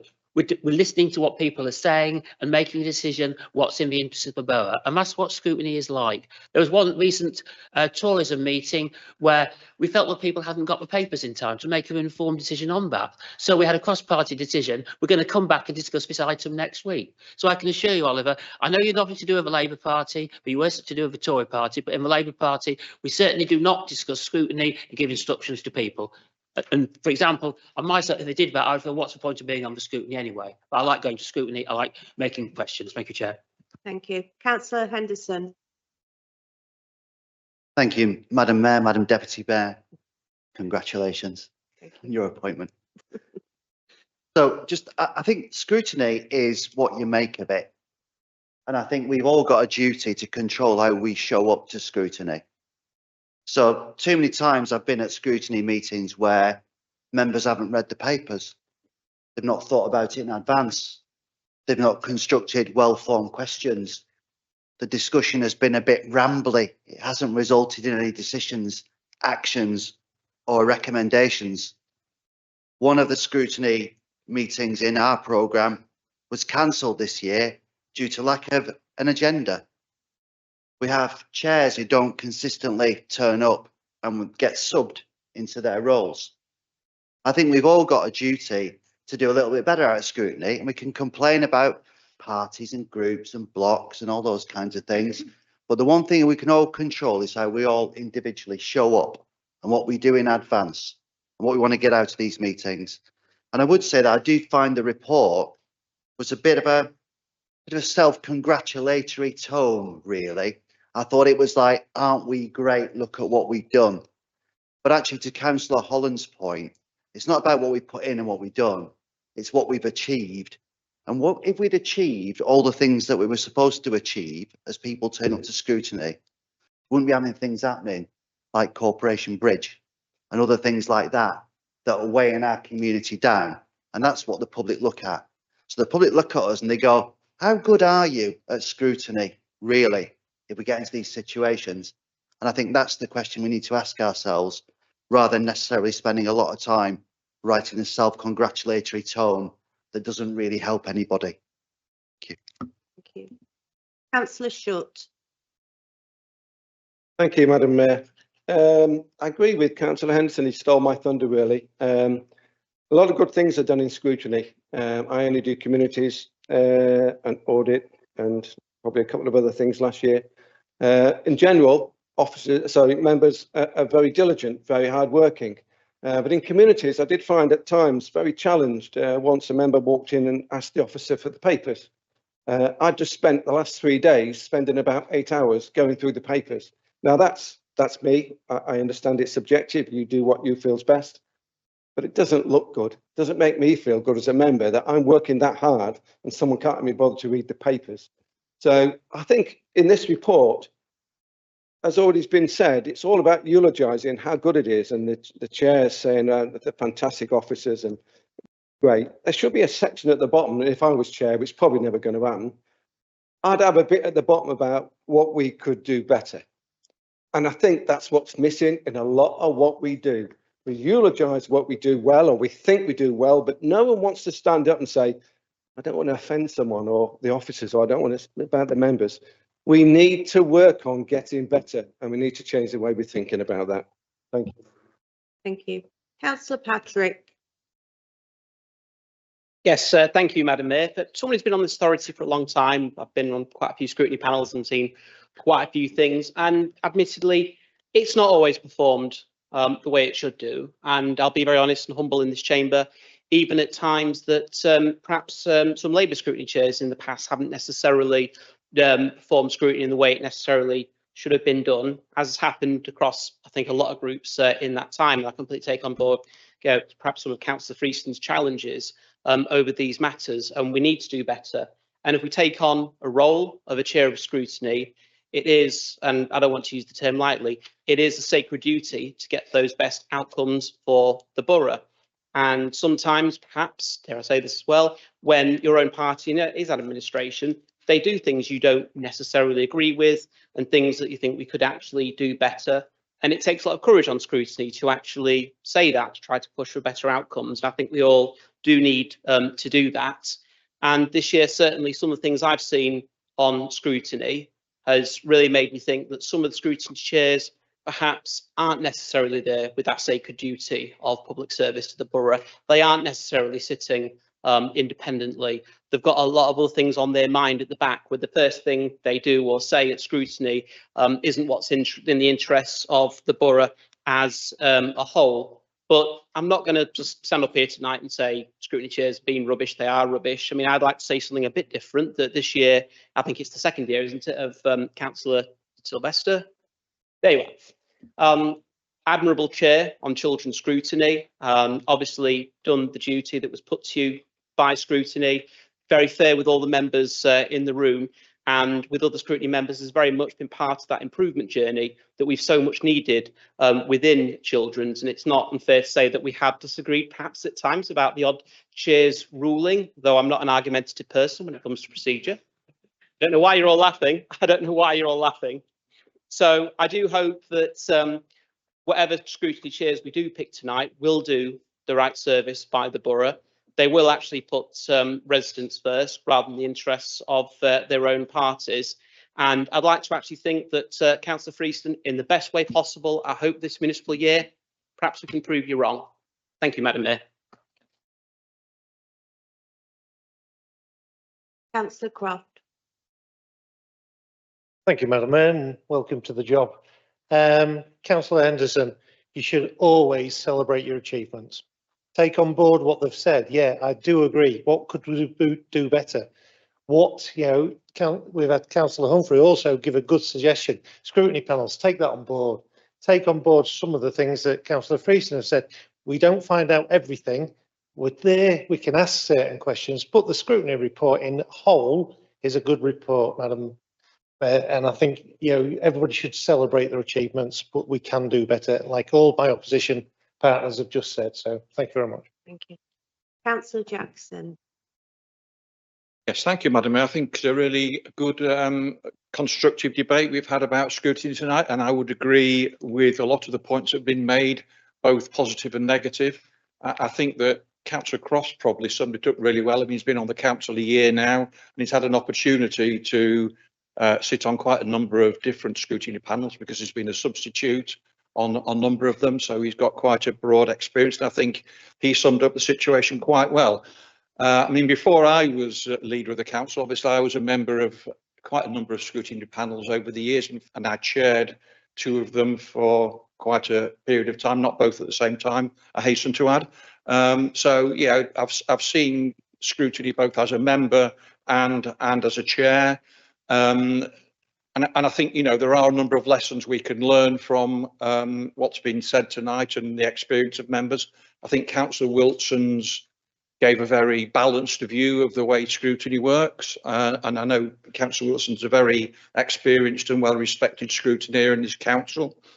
I think that there is an issue sometimes around attendance from all the political groups. We need to make sure that we're showing a commitment to scrutiny by making sure we turn up at meetings. And if you're not going to be able to make a meeting, if you can't make the times, or you're not going to be able to attend all the meetings, don't put your name forward in the first place.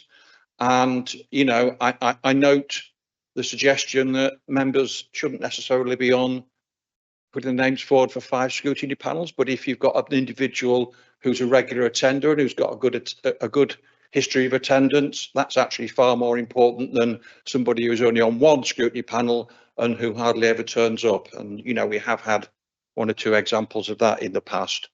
So the cabinet does need to have constructive scrutiny, challenging scrutiny. That's very important. My view is, and I've said this many times in the Executive Scrutiny Liaison Board, and I think in council, I think sometimes scrutiny panels take on far too big an agenda at the start of the year. I think it would be better if they took on fewer issues and looked at them into more depth rather than just skating across the surface of all sorts of different areas. So I hope that when scrutiny panels and their chairs are looking at their work programme for the forthcoming year, you know, they look carefully at their programme and don't bite off more than they can chew. And I think Councillor Holland made that point quite well when he was talking about some of the things that his panel hadn't managed to achieve. I suspect they've probably been trying to do too much during the year. And it's not just about the resources that scrutiny's got from a financial viewpoint and from an officer viewpoint. It's about making sure you've got the member availability to be able to deliver a scrutiny panel programme as well. So that needs to be taken into account. And before I sit down, can I just assure members across the chamber that, like Labour, we don't whip our members in scrutiny panels to vote in a particular way. And I see that that our friend there is shaking his head, but he will know from his days in the Conservative group that when we did vote a particular way at a scrutiny panel, it would be because we'd all agreed that we wanted to do that. It wasn't because anybody was imposing it on them. So there have been a number of occasions when scrutiny panels have voted against what we've been doing as an administration, and that's absolutely fine. That's what scrutiny is there to do. So very happy to again to commend the report to council, and I hope some of the issues that have been raised tonight can be taken to the Executive Scrutiny Liaison Board and perhaps looked at in more depth, so we can try and further improve the way that scrutiny works. Thank you, Madam Mayor. Thank you. I will now put this matter to the vote. All those in favour of receiving the report, please show.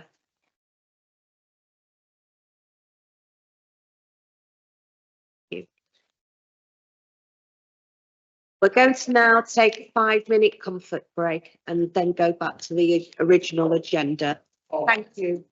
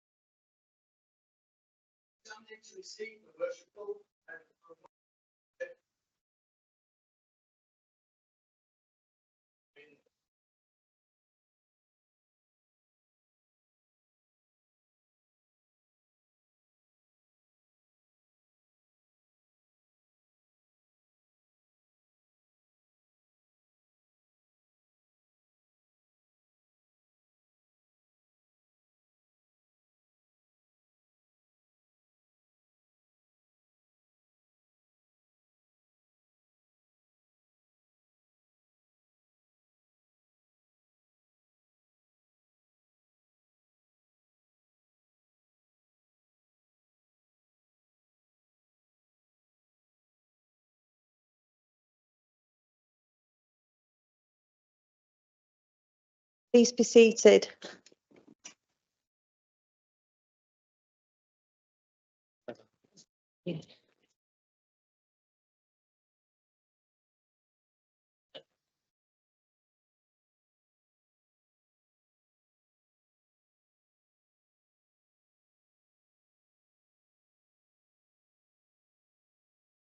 Sorry, Chair.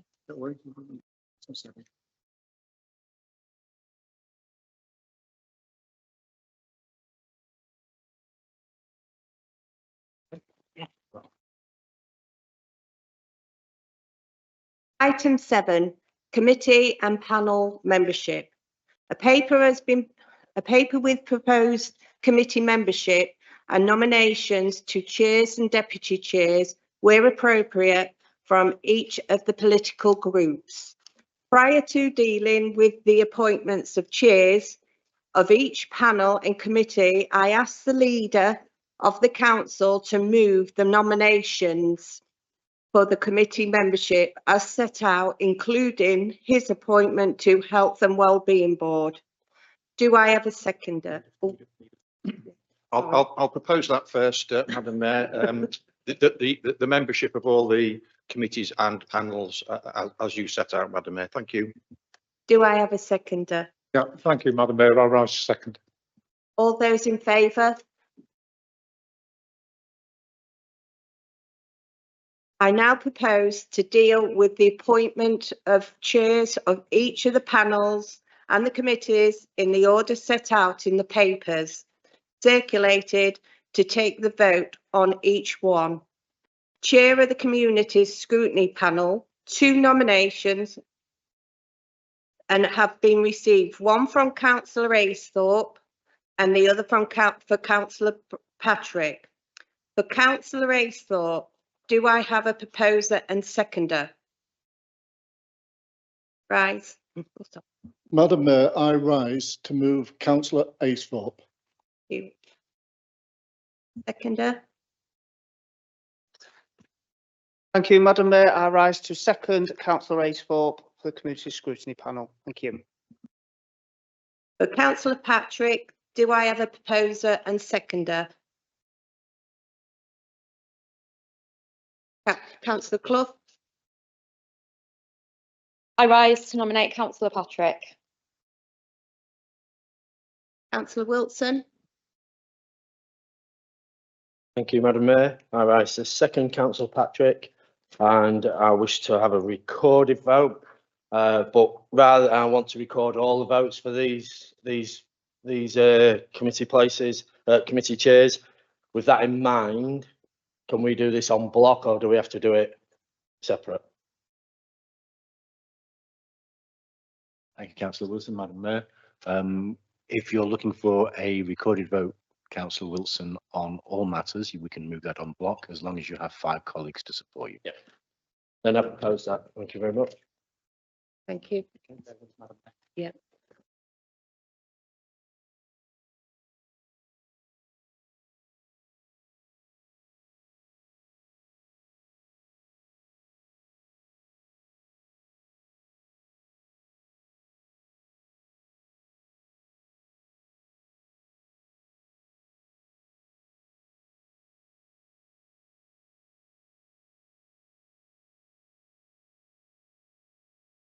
Okay, Madam Mayor, thank you for your patience, members. So we're taking a recorded vote on the nomination of the chair of the Community Scrutiny Panel. said my last meeting was going to be uninteresting. All those in favour of Councillor Aythorpe will say Aythorpe. All those in favour of Councillor Patrick will say Patrick. So Aythorpe or Patrick? Councillor Aythorpe. Aythorpe. Councillor Augusta. Patrick. Councillor Besant. Aythorpe. Councillor Bonner. Patrick. Councillor Boyd. Councillor Bright. Patrick. Councillor Brooks. Councillor Cairns. Councillor Clough. Patrick. Councillor Cracknell. Councillor Crofts. Aythorpe. Councillor Dawkins. Aythorpe. Councillor Downs. Patrick. Councillor Emerson. Aythorpe. Councillor Farron. Patrick. Councillor Freeston. Aythorpe. Councillor Goodwin. Patrick. Councillor Haggis. Patrick. Councillor Harness. Aythorpe. Councillor Hasthorpe. Aythorpe.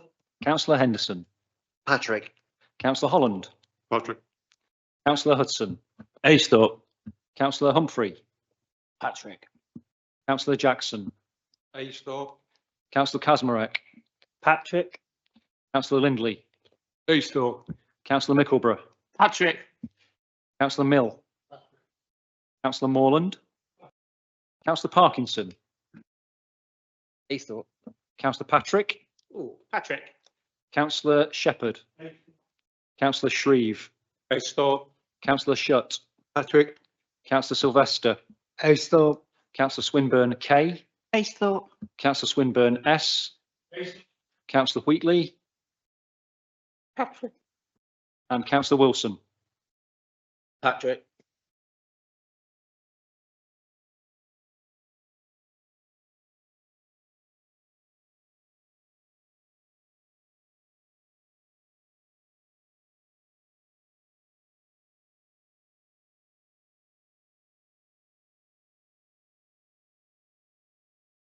Thank you, Madam Mayor. Elected members, the result of the vote, Aythorpe 21, Patrick 19, chairmanship to Aythorpe. Thank you.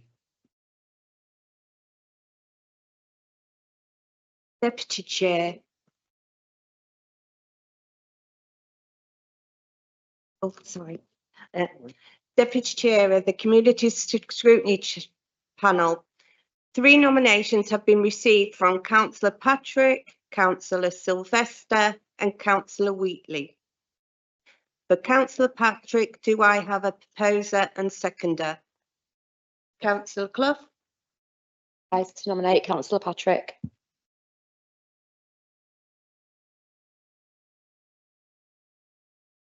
Councillor Wilson. I rise to second Councillor Patrick. For Councillor Sylvester, do I have a proposer and a seconder? Councillor. Thank you, Madam Mayor. I rise to support to propose Councillor Sylvester. Thank you, Madam Mayor. I rise to second Councillor Sylvester. For Councillor Wheatley, do I have a proposer and a seconder? Decline, Madam Mayor. Thank you. A vote will take place on each nomination. Members will only have 1 vote.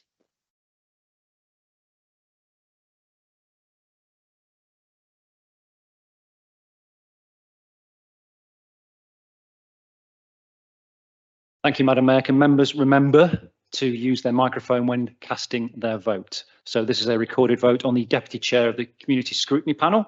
Members will be familiar now with the drill. Those in favour of Councillor Patrick will say Patrick. Those in favour of Councillor Sylvester will say Sylvester.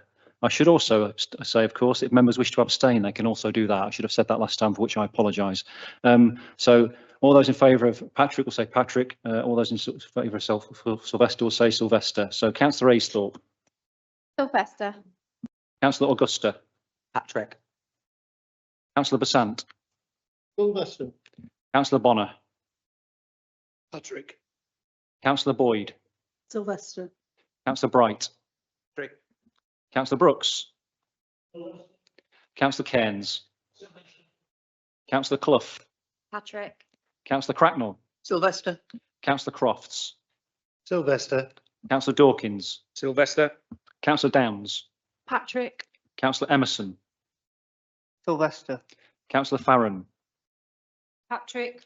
Councillor Freeston, Patrick. Councillor Goodwin, Patrick. Councillor Haggis, Patrick. Councillor Harness, Sylvester. Councillor Hasthorpe, Sylvester. Councillor Henderson, Patrick. Councillor Holland, Patrick. Councillor Hudson, Sylvester. Councillor Humphrey, Patrick. Councillor Jackson, Sylvester. Councillor Kazmarek, Patrick. Councillor Lindley, Sylvester. Councillor Mickleborough, Patrick.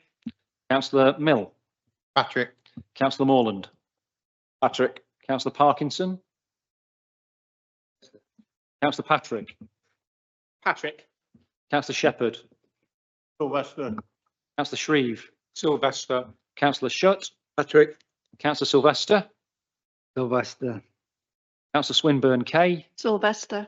Councillor Swinburne S, Sylvester. Councillor Wheatley, Patrick. and Councillor Wilson. Patrick.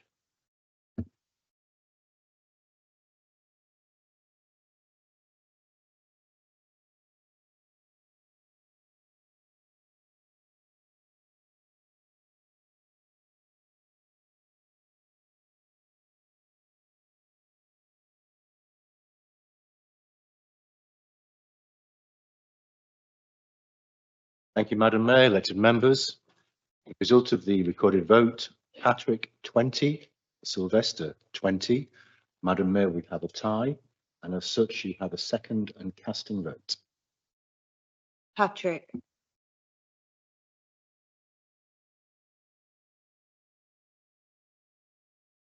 Thank you, Madam Mayor, elected members. Councillor Patrick is appointed to Deputy Chair. Year of Children's and Lifelong Learning Scrutiny Panel. 2 nominations have been received, one for Councillor Sylvester and the other for Councillor Wheatley. For Councillor Sylvester, do I have a proposer and a seconder? Madam Mayor, I rise to propose Councillor Sylvester. Thank you, Madam Mayor. I rise to second Councillor Sylvester. Thank you. For Councillor Wheatley, do I have a proposer and a seconder? Madam Mayor, I believe that continuity is important at the moment within children's services, and therefore I politely decline the nomination. Thank you.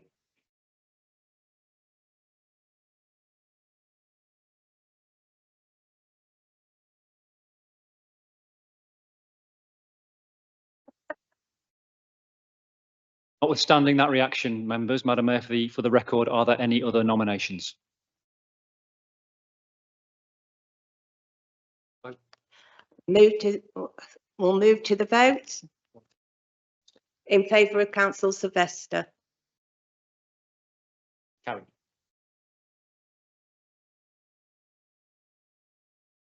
Deputy Chair of Children and Lifelong Learning Scrutiny Panel. 4 nominations have been received for Councillor Downs, Councillor Lindley, Councillor Patrick and Councillor Wheatley.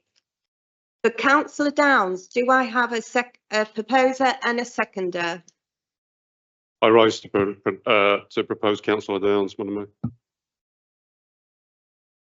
Councillor Bright. I rise to second Councillor Downs. Thank you. For Councillor Lindley, do I have a proposer and a seconder? In the interest of continuity, Madam Mayor, I rise to propose Councillor Lindley. Thank you, Madam Mayor. I rise to second Councillor Lindley. For Councillor Patrick, do I have a proposer and a seconder? Madam Mayor, I gracefully decline the nomination. For Councillor Wheatley, do I have a proposer and a seconder? Councillor Clough. Thank you, Madam Mayor. I rise to nominate Councillor Wheatley. Councillor Wilson. I rise to second Councillor Wheatley. A vote will take place on each nomination. Members will only have 1 vote.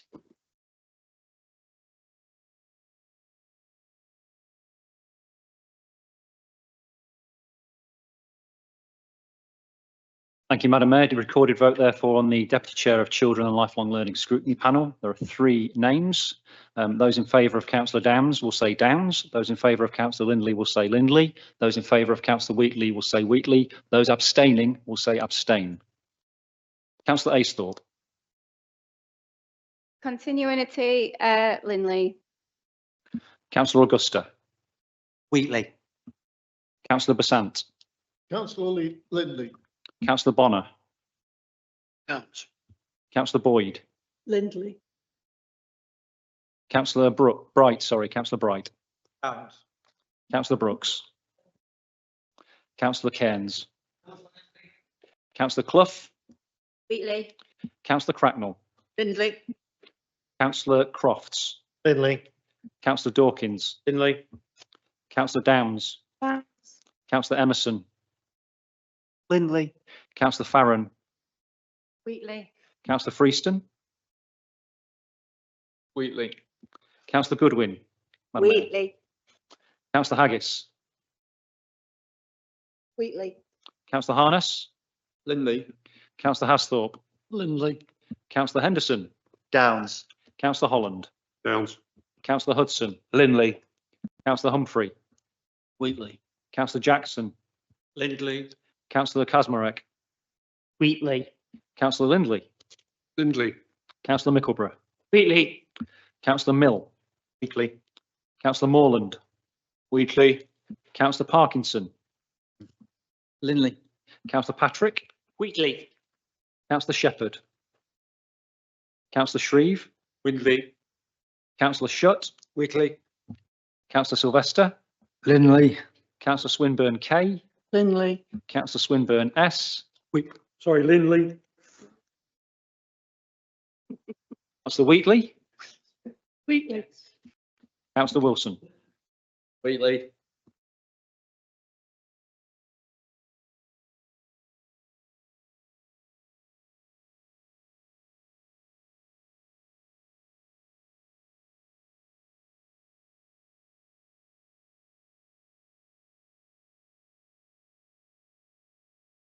Thank you, Madam Mayor, elected members. The result of the recorded vote, Downs 5, Lindley 20, Wheatley 15. The chair goes to Councillor Lindley. Thank you. Sorry, I do beg your pardon. The deputy chair goes to Councillor Lindley. Lucky it's not an election, isn't it? Chair of the Economy, Culture and Tourism Scrutiny Panel.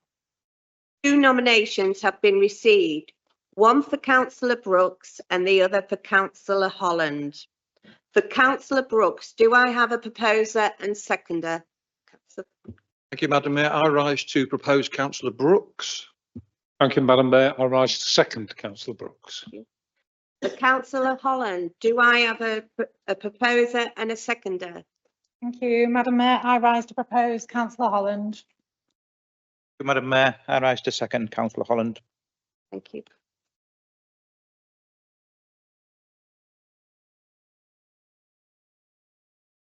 Thank you, Madam Mayor. Members are voting on the chair of the Economy, Culture and Tourism Scrutiny Panel. 2 nominations. Those in favour of Councillor Brooks will say Brooks. Those in favour of Councillor Holland will say Holland. Those abstaining will say abstain. Councillor Aisthorpe. Holland. Councillor Augusta. Holland. Councillor Besant. Councillor Holland. Councillor Bonner. Holland. Councillor Boyd. Brooks. Councillor Bright. Holland. Councillor Brooks. Councillor Cairns.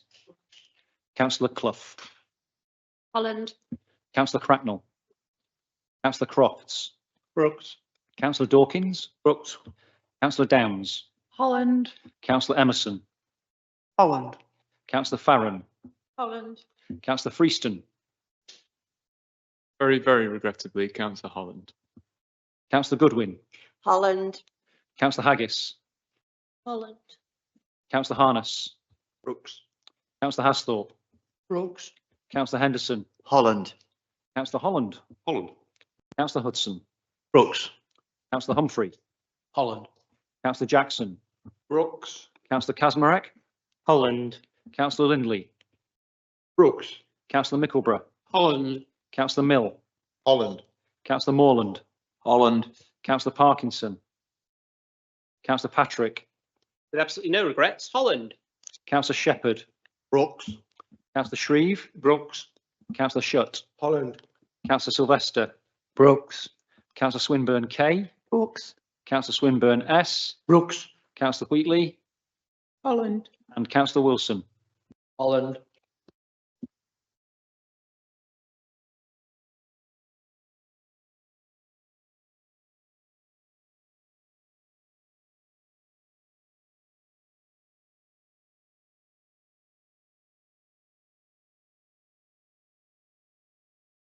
Thank you, Madam Mayor. Elected members, the result of the recorded vote, Brooks 17, Holland 23. Chair to Councillor Holland. Thank you. Deputy Chair of Economy, Culture and Tourism Scrutiny Panel. 2 nominations have been received, one for Councillor Mickleborough and the other for Councillor Parkinson. For Councillor Mickleborough, do I have a proposer and a seconder? Councillor Clough. Thank you. I rise to propose Councillor Mickleborough. Councillor Wilson. Thank you. I rise to second Councillor Mickleborough. For Councillor Parkinson, do I have a proposer and a seconder? Thank you, Madam Mayor. I'd like to withdraw Councillor Parkinson's name and propose Councillor Brooks instead. Thank you. Do I have a seconder for Councillor Brooks? Thank you very much. I also would second Councillor Brooks. Thank you.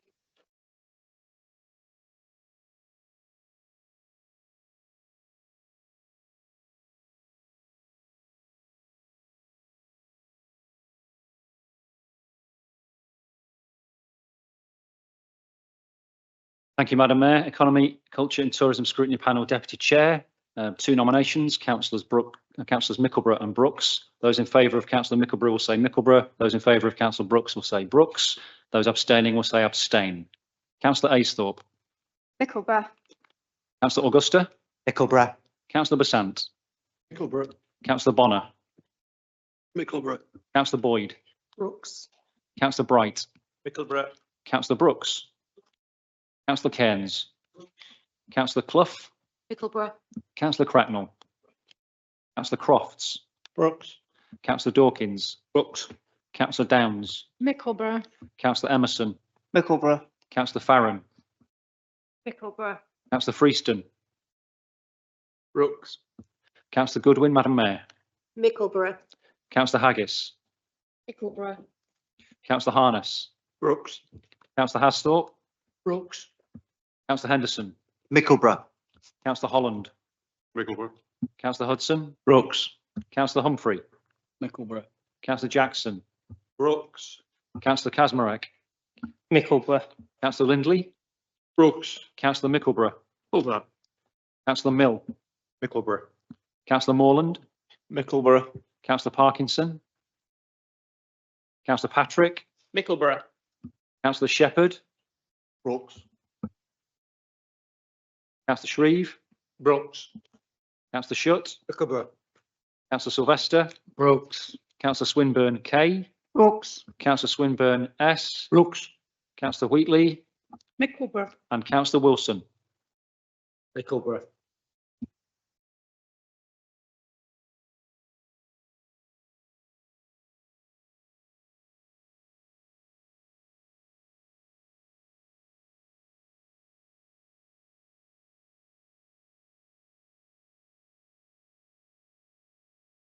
Thank you, Madam Mayor. Elected members, the result of the recorded vote, Councillor Mickleborough 22 votes, Councillor Brooks 18, Deputy Chair to Councillor Mickleborough. Thank you. Chair of Health, Audit, Social Care Scrutiny Panel. A further nomination has been received, so we now have 3 nominations for Councillor Henderson, Councillor Lindley and Councillor Wilson. For Councillor Henderson, do I have a proposer and a seconder? Councillor Bonner. I'd like to propose Councillor Henderson. A seconder? I rise to second Councillor Henderson. For councillor Lindley, do I have a proposer and a seconder? I rise to propose councillor Lindley, Madam Mayor. Thank you. I rise to second councillor Lindley, Madam Mayor. For councillor Wilson, do I have a proposer and a seconder? Councillor Clough? Thank you, Madam Mayor. With the CQC imminent, I rise to nominate Councillor Wilson for continuity. Councillor Farron? I rise to second councillor Wilson.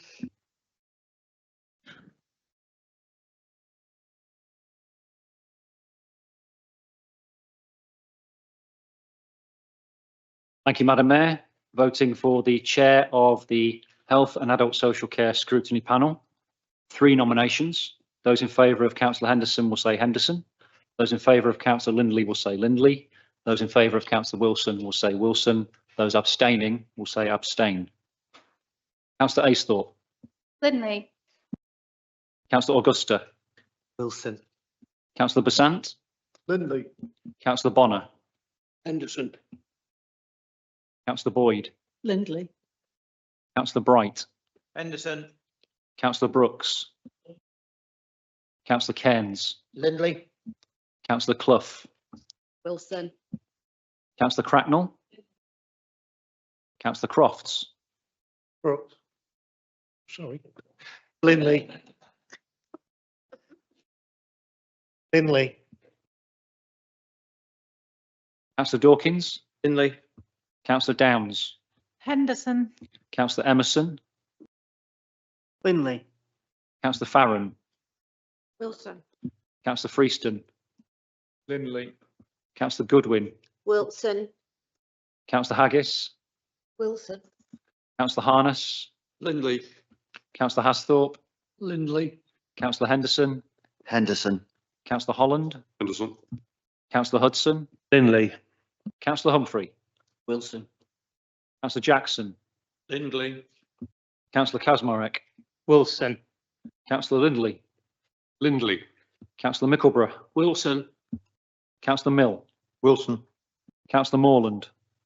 Wilson. Councillor Parkinson. Lindley. Councillor Patrick. Wilson. Councillor Shepherd. Lindley. Councillor Shreve. Lindley. Councillor Shutt. Wilson. Councillor Sylvester. Lindley. Councillor Swinburne K. Lindley. Councillor Swinburne S. Lindley. Councillor Wheatley. Wilson. And Councillor Wilson. Wilson.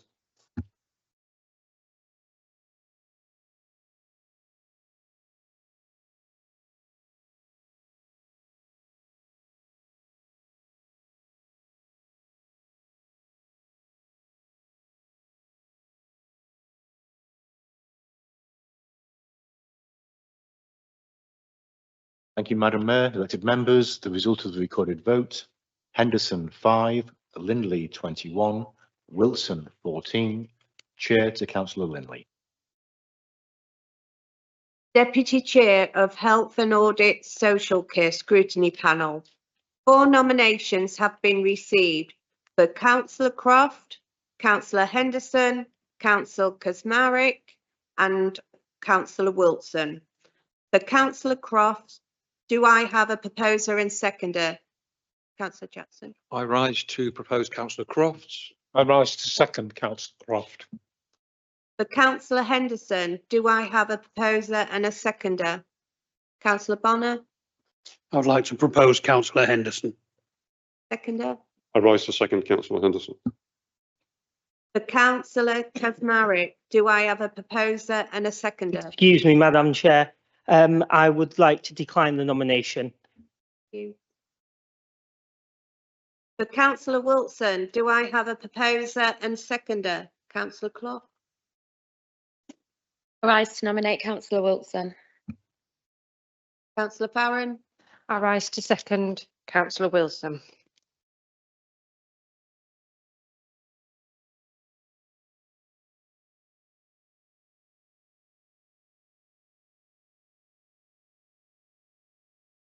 Thank you, Madam Mayor. Voting for the Deputy Chair of the Health and Adult Social Care Scrutiny Panel. 3 nominations, Councillors Crofts, Henderson and Wilson. Those in favour of Councillor Crofts will say Crofts. Crofts. Those in favour of Councillor Henderson will say Henderson, and those in favour of Councillor Wilson will say Wilson. Those abstaining will say abstain. Councillor Raisthorpe. Henderson. Councillor Augusta. Wilson. Councillor Besant. Henderson. Councillor Bonner. Henderson. Councillor Boyd. Crofts. Councillor Bright. Henderson. Councillor Brooks. Councillor Cairns. Crofts. Councillor Clough. Wilson. Councillor Cracknell. Councillor Crofts. Crofts. Councillor Dawkins. Crofts. Councillor Downs. Henderson. Councillor Emerson. Henderson. Councillor Farron. Wilson. Councillor Freeston. Henderson. Councillor Goodwin. Wilson. Councillor Haggis. Wilson. Councillor Harness. Crofts. Councillor Hasthorpe. Crofts. Councillor Henderson. Henderson. Councillor Holland. Henderson. Councillor Hudson. Crofts. Councillor Humphrey. Wilson. Councillor Jackson. Crofts. Councillor Kazmarek. Wilson. Councillor Lindley. Crofts. Councillor Mickleborough. Wilson. Councillor Mill. Wilson. Councillor Morland. Wilson. Councillor Parkinson. Crofts. Councillor Patrick. Wilson. Councillor Shepherd. Croft. Councillor Shreve. Croft. Councillor Shutt. Wilson. Councillor Sylvester. Crofts. Councillor Swinburne K. Crofts. Councillor Swinburne S. Crofts. Councillor Wheatley. Wilson. And Councillor Wilson. Wilson.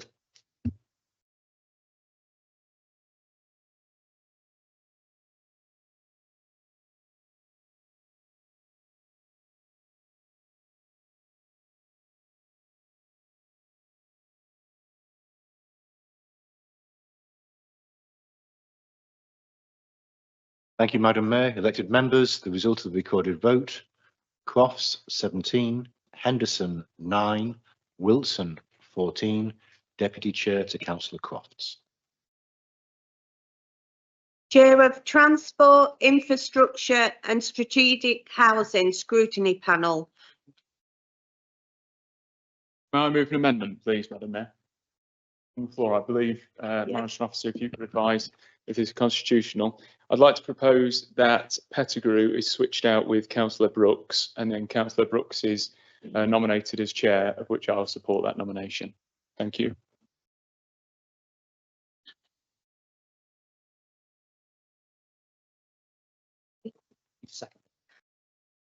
We need a seconder. I'll rise to second that. Madam Mayor, Councillor Brooks. Thank you.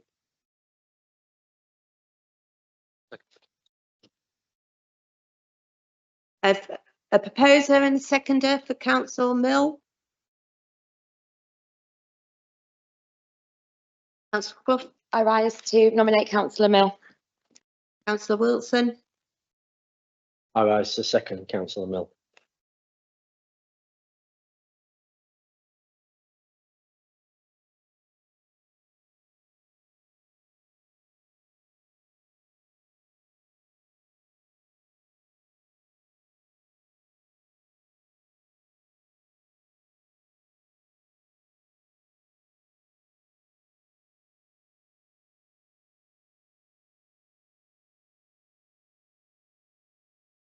Madam Mayor, you deliberately wanted to make this meeting interesting for me, didn't you? Thank you. Just testing the mood.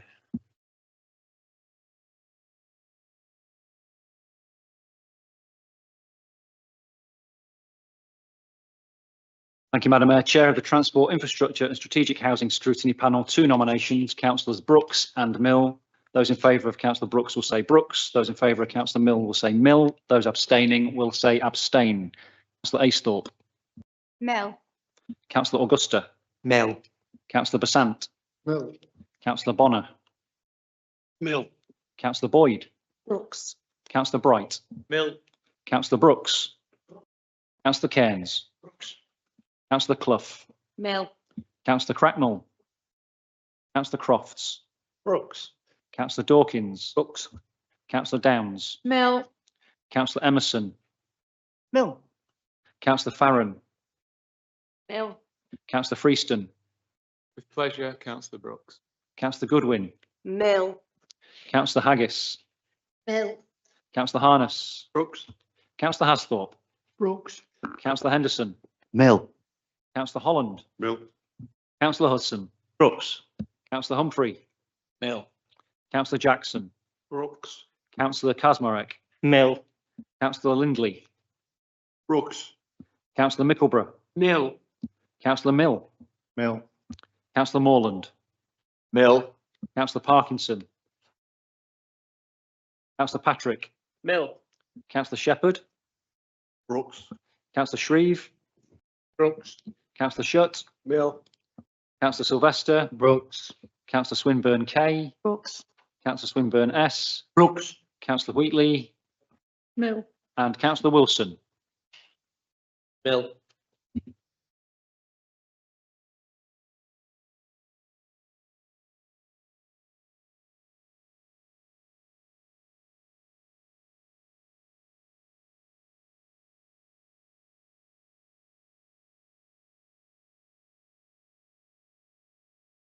Thank you, Madam Mayor. Elected members. Result of the recorded vote. Councillor Brooks, 18. Councillor Mill, 22. Chair to Councillor Mill. Thank you. Deputy Chair of Transport, Infrastructure and Strategic Housing Scrutiny Panel. 3 nominations have been received for Councillor Augusta, Councillor Crofts and Councillor Mill. For Councillor Augusta, do I have a proposer and a seconder? Thank you, Madam Mayor, but I decline the nominations. Labour promised to put the right person in the right place. Councillor Crofts, do I have a proposer and a seconder? I rise to propose councillor Crofts. I rise to second councillor Croft.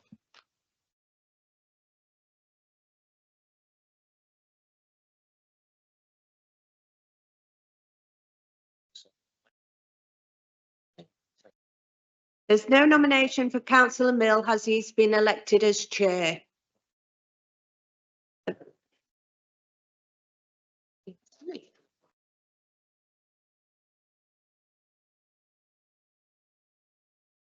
Councillor Mills has already been elected as chair, so he's not going to really go for deputy chair, is he?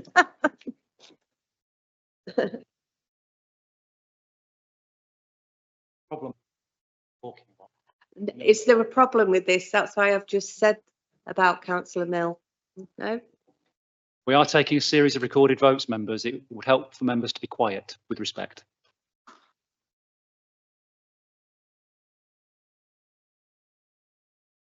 Madam Mayor, there's one nomination at the moment for Councillor Crofts. Are there any other nominations? All in favour of Councillor Crofts? Take that as a unanimous recorded vote unless there was anyone against. Thank you. I go down as abstain, please. Madam Councillor Mayor. Morland abstains. Thank you. Thank you.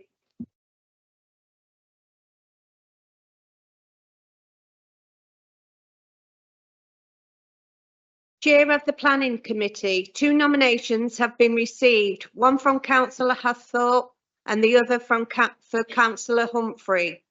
Do I have a proposer and a seconder for Councillor Hasthorpe? Thank you, Councillor Jackson. I rise to support, to propose councillor Hasthorpe. I rise to second councillor Hasthorpe. Thank you. Do I have a proposer for Councillor Humphrey? Councillor Clough? I rise to nominate Councillor Humphrey. Councillor Wilson? I rise to second councillor Humphrey.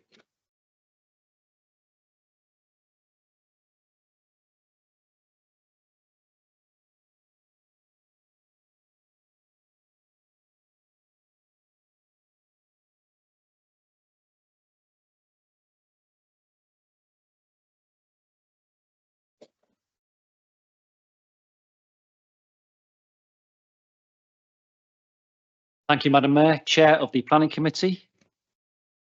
Those in favour of Councillor Hasthorpe will say Hasthorpe. Those in favour of Councillor Humphrey will say Humphrey. Those abstaining will say abstain. Councillor Aisthorpe. Hasthorpe. Councillor Augusta. Humphrey. Councillor Basant, Haslop. Councillor Bonner, Humphrey. Councillor Boyd, Haslop. Councillor Bright, Humphrey. Councillor Brooks, Councillor Cairns, Haslop. Councillor Clough, Humphrey. Councillor Cracknell, Councillor Crofts, Haslop. Councillor Dawkins, Haslop. Councillor Downs, Humphrey. Councillor Emerson, Haslop. Councillor Farron, Humphrey. heard Humphrey, just for the avoidance of doubt. Thank you. Councillor Freeston, Humphrey. Councillor Goodwin, Humphrey. Councillor Haggis, Humphrey. Councillor Harness, Haslop. Councillor Hasthorpe, Haslop. thank you. Councillor Henderson, Humphrey. Councillor Holland, Haslop. Councillor Hudson, Haslop. Councillor Humphrey, Humphrey. Councillor Jackson, Haslop. Councillor Kazmarek, Humphrey. Councillor Lindley, Haslop. Councillor Mickleborough, Councillor Mill, Humphrey. Councillor Morland, Humphrey. Councillor Parkinson, Haslop. Councillor Patrick, Humphrey. Councillor Shepherd, Haslop. Councillor Shreve, Haslop. Councillor Shutt, Humphrey. Councillor Sylvester, Haslop. Councillor Swinburne K, Haslop. Councillor Swinburne S, Haslop. Councillor Wheatley, Humphrey. and Councillor Wilson. Humphrey.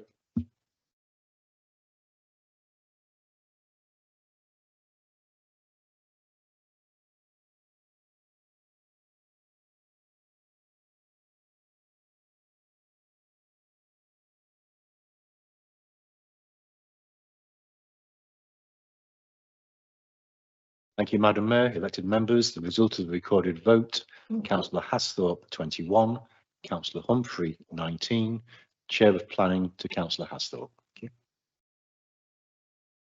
Deputy Chair of Planning, 3 nominations have been received for Councillor Humphrey, Councillor Pettigrew and Councillor Shutt.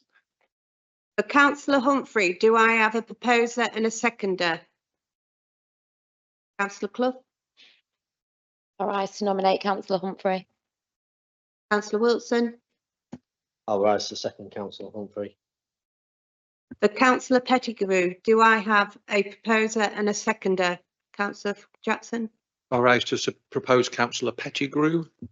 I rise to second Councillor Pettigrew. for Councillor Shutt, do I have a proposer and a seconder? Madam Mayor, I decline the nomination. Thank you.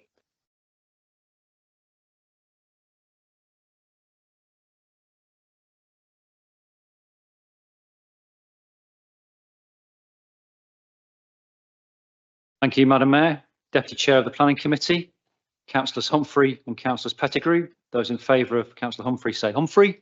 Those in favour of Councillor Pettigrew say Pettigrew. Those abstaining say abstain. Councillor Aisthorpe, Pettigrew. Councillor Augusta, Humphrey. Councillor Basant, Pettigrew. Councillor Bonner, Humphrey. Councillor Boyd, Pettigrew. Councillor Bright, Humphrey. Councillor Brooks, Councillor Cairns, Pettigrew. Councillor Clough, Humphrey. Councillor Cracknell, Councillor Crofts, Pettigrew. Councillor Dawkins, Pettigrew. Councillor Downs, Humphrey.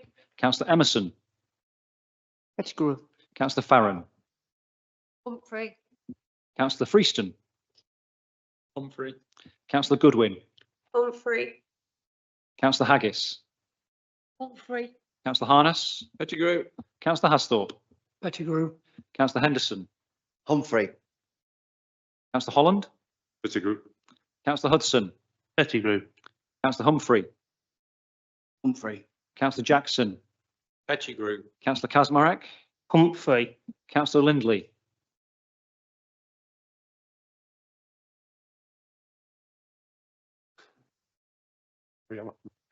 Pettigrew. Sorry, I had a mental block there. Sorry, Pettigrew.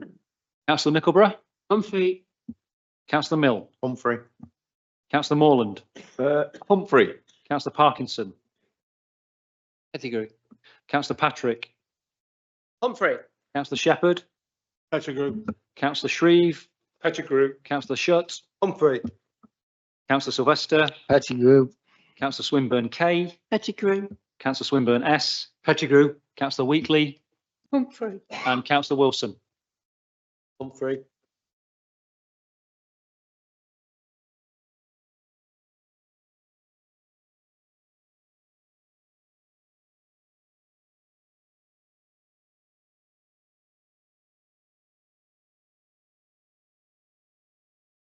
Thank you, Madam Mayor. Elected members, the result of the recorded vote, Councillor Humphrey 19, Councillor Pettigrew 21, Deputy Chair goes to Councillor Pettigrew. Thank you. Chair of Standards and Adjudication Committee. 2 nominations have been received. One for Councillor Farron and the other for Councillor Kay Swinburne. For Councillor Farron, do I have a proposer and a seconder? Councillor Clough. Yeah, I rise to nominate Councillor Farron. Councillor Wilson. I rise to second Councillor Farron. For Councillor Kay Swinburne, do I have a proposer and seconder? Councillor Jackson. Rise to nominate Councillor Kay Swinburne. I'll rise to second Councillor Kay Swinburne.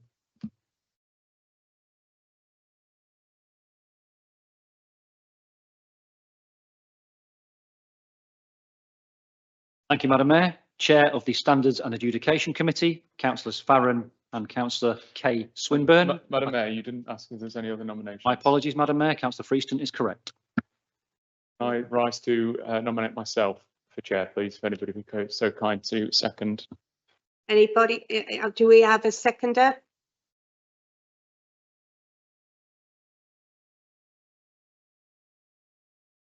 Taking that as no, Madam Mayor.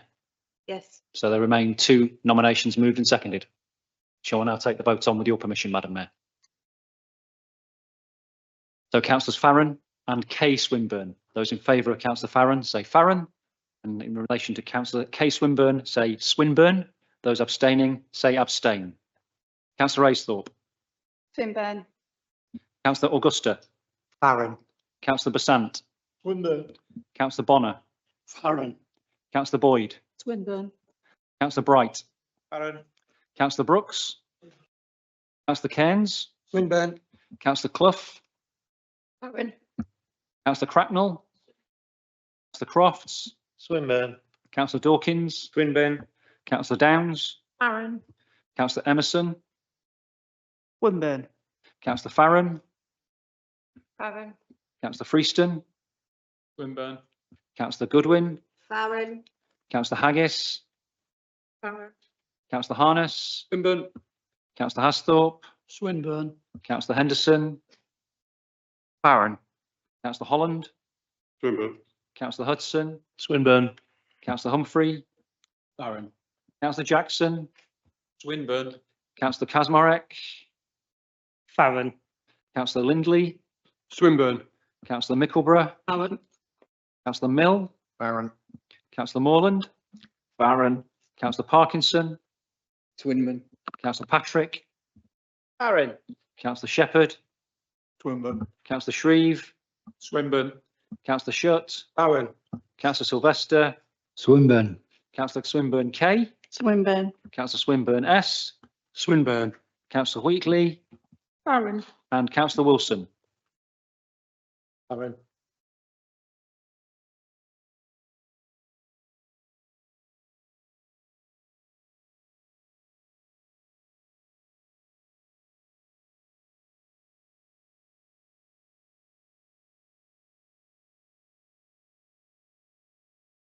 Thank you, Madam Mayor. Elected members, the result of the recorded vote, Farron 18, Swinburne 22. Standards Chair goes to Councillor Swinburne K. Thank you. Deputy Chair of Standards and Adjudication Committee. 3 nominations have been received for Councillor Farron, Councillor Humphreys and Councillor Lindley. For Councillor Farron, do I have a proposer and seconder? Councillor Clough. I rise to propose Councillor Farron. Councillor Wilson. I rise to second Councillor Farron. For Councillor Humphrey. I decline the nomination. Thank you, Chair. For Councillor Lindley, do I have a proposer and seconder? Councillor Jackson. Thank you. I propose Councillor Lindley. I second Councillor Lindley. Any other nominations?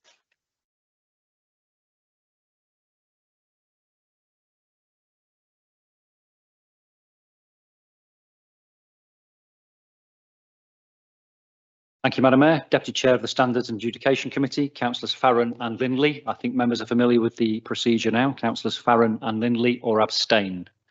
Councillor Aisthorpe. Farron. Councillor Augusta. Farron. Councillor Besant. Farron. Councillor Bonner. Farron. Councillor Boyd. Lindley. Councillor Bright. Farron. Councillor Brooks. Councillor Cairns. Lindley. Councillor Clough. Farron. Councillor Cracknell. Councillor Crofts. Lindley. Councillor Dawkins. Lindley. Councillor Downs. Farron. Councillor Emerson. Farron. Councillor Farron. Farron. Councillor Freeston.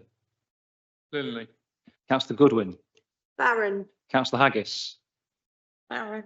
Councillor Harness. Lindley. Councillor Hasthorpe. Lindley. Councillor Henderson. Farron. Councillor Holland. Farron. Councillor Hudson. Lindley. Councillor Humphrey. Farron. Councillor Jackson. Lindley. Councillor Kazmarek. Farron. Councillor Lindley. Lindley. Councillor Mickleborough. Farron. Councillor Mill. Farron. Councillor Morland. Councillor Parkinson. Councillor Patrick. Farron. Councillor Shepherd. Lindley. Councillor Shreve. Lindley. Councillor Shutt. Farron. Councillor Sylvester. Lindley. Councillor Swinburne K. Lindley. Councillor Swinburne S. Lindley. Councillor Wheatley. Farron. And Councillor Wilson. Farron.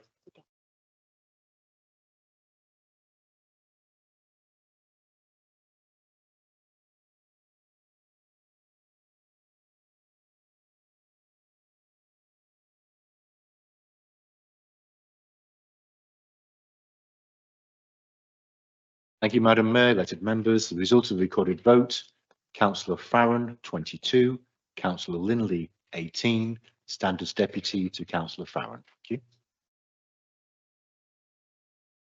Chair of Appointments Committee, one nomination has been received for Councillor Jackson. Do I have a proposer and a seconder? Thank you, Madam Mayor. I rise to propose Councillor Jackson. Madam Mayor, I rise to second Councillor Jackson. Are there any other nominations? On the basis that the leader has been moved and seconded, and noting there is a standing requirement for a recorded vote, are you content with Madam Mayor to ask for a show of hands on the one nomination? I'm looking at the group leaders. Can we have a show of hands then? All in favour?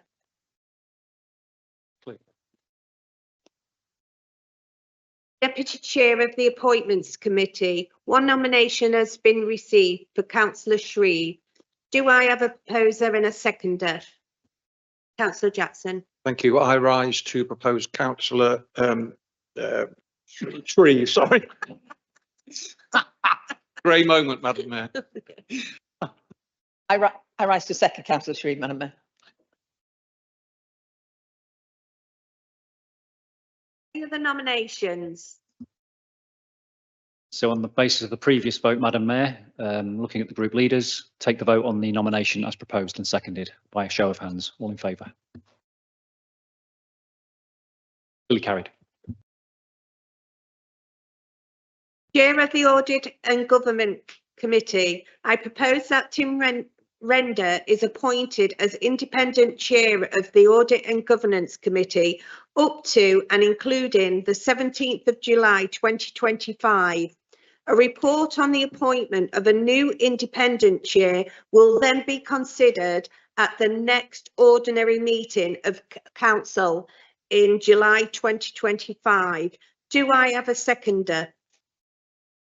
I rise to second that course of action, Madam Mayor. All those in favour? Any comments? No. Deputy Chair of the Audit and Governance Committee, 3 nominations have been received for Councillor Boyd, Councillor Holland and Councillor Patrick. For Councillor Boyd, do I have a proposer and seconder? I rise to propose Councillor Boyd. I rise to second Councillor Boyd. For Councillor Holland, do I have a proposer and seconder? I rise to propose Councillor Holland. I rise to second Councillor Holland. For Councillor Patrick, do I have a proposer and seconder? Councillor Clough, I rise to propose councillor Patrick. Councillor Wilson, I rise to second councillor Patrick.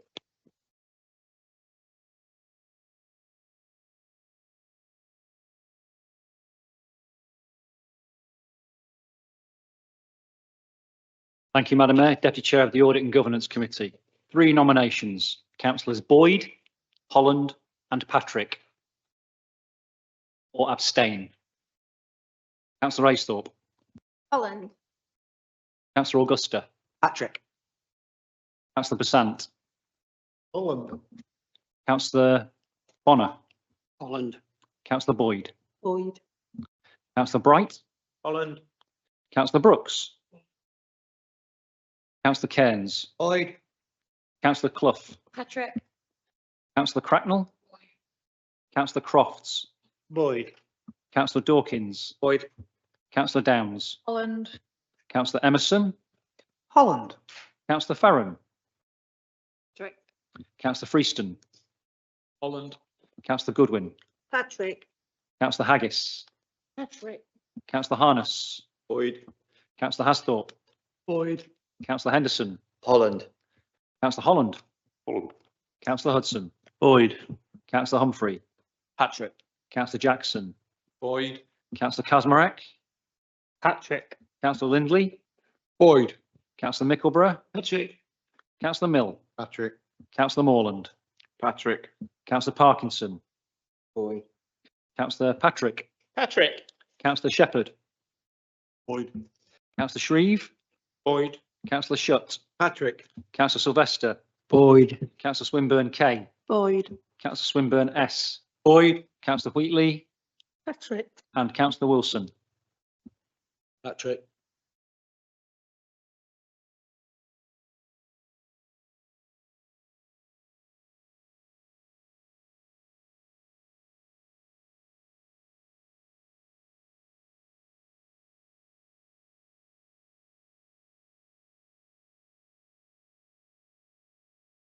Thank you, Madam Mayor. Elected members, the result of the recorded vote, Councillor Boyd, 17, Councillor Holland, 9, Councillor Patrick, 14, Deputy Chair to Councillor Boyd. Thank you. Chair of Licensing and Community Protection Committee, 2 nominations have been received. One for Councillor Augusta and the other for Councillor Pettigrew. For Councillor Augusta, do I have a proposer and a seconder? Councillor Clough, I rise to propose councillor August. Councillor Wilson, I rise to second councillor Augusta. for Councillor Pettigrew, do I have a proposer and a seconder? Councillor Jackson, Thank you, Madam Mayor. I propose councillor Pettigrew. Thank you, Madam Mayor. I second councillor Pettigrew. you.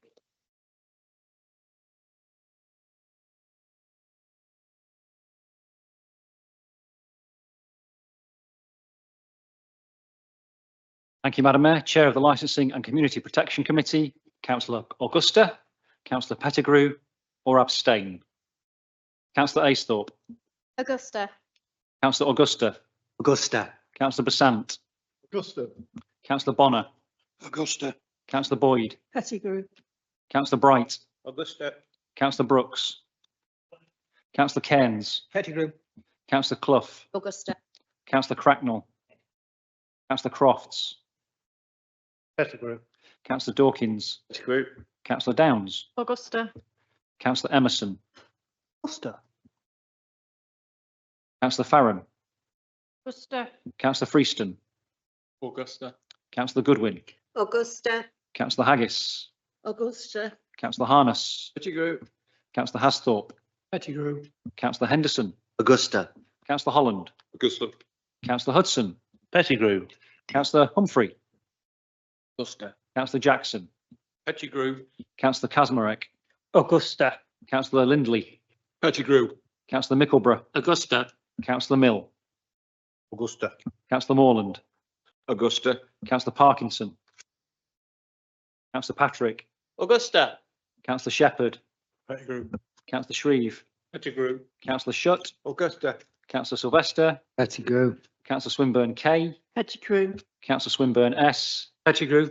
Councillor Wheatley Augusta. and Councillor Wilson. Augusta.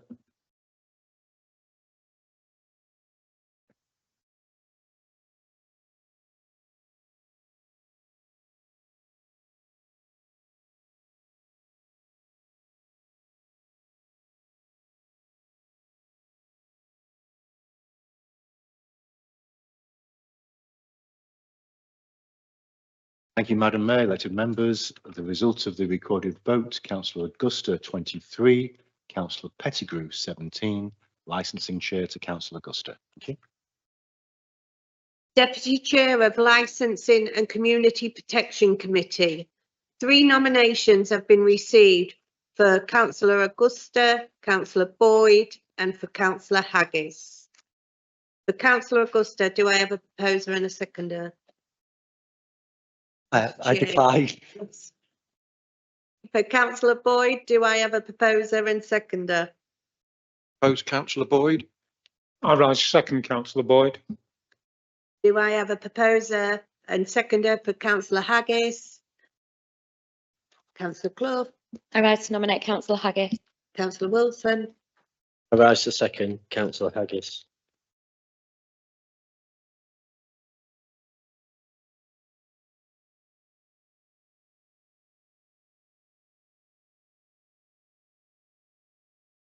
Thank you, Madam Mayor. Deputy Chair of the Licensing and Community Protection Committee, Councillors Boyd or Haggis or abstain. Councillor Aisthorpe. Haggis. Councillor Augusta. Haggis. Councillor Besant. Haggis. Councillor Bonner. Haggis. Councillor Boyd. Boyd. Councillor Bright. Haggis. Councillor Brooks. Councillor Cairns. Boyd. Councillor Clough. Haggis. Councillor Cracknell. Councillor Crofts. Boyd.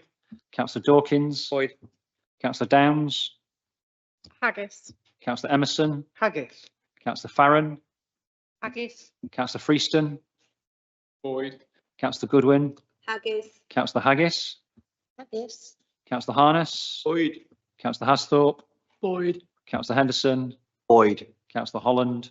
Boyd. Councillor Hudson. Boyd. Councillor Humphrey. Haggis. Councillor Jackson. Boyd. Councillor Kazmarek. Haggis. Councillor Lindley.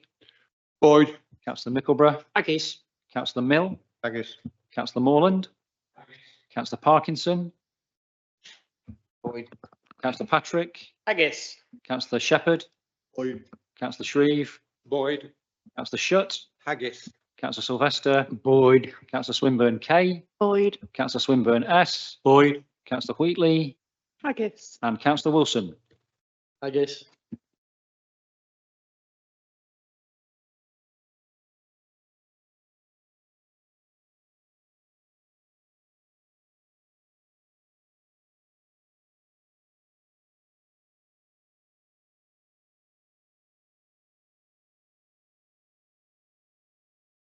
Thank you, Madam Mayor. And the result of the recorded vote, Councillor Boyd 20, Councillor Haggis 20. Madam Mayor, we have a tie. So as before, you have a second and casting vote between Councillors Boyd or Councillor Haggis. Haggis. And Councillor Haggis is appointed Deputy to the Licensing Committee. Thank you.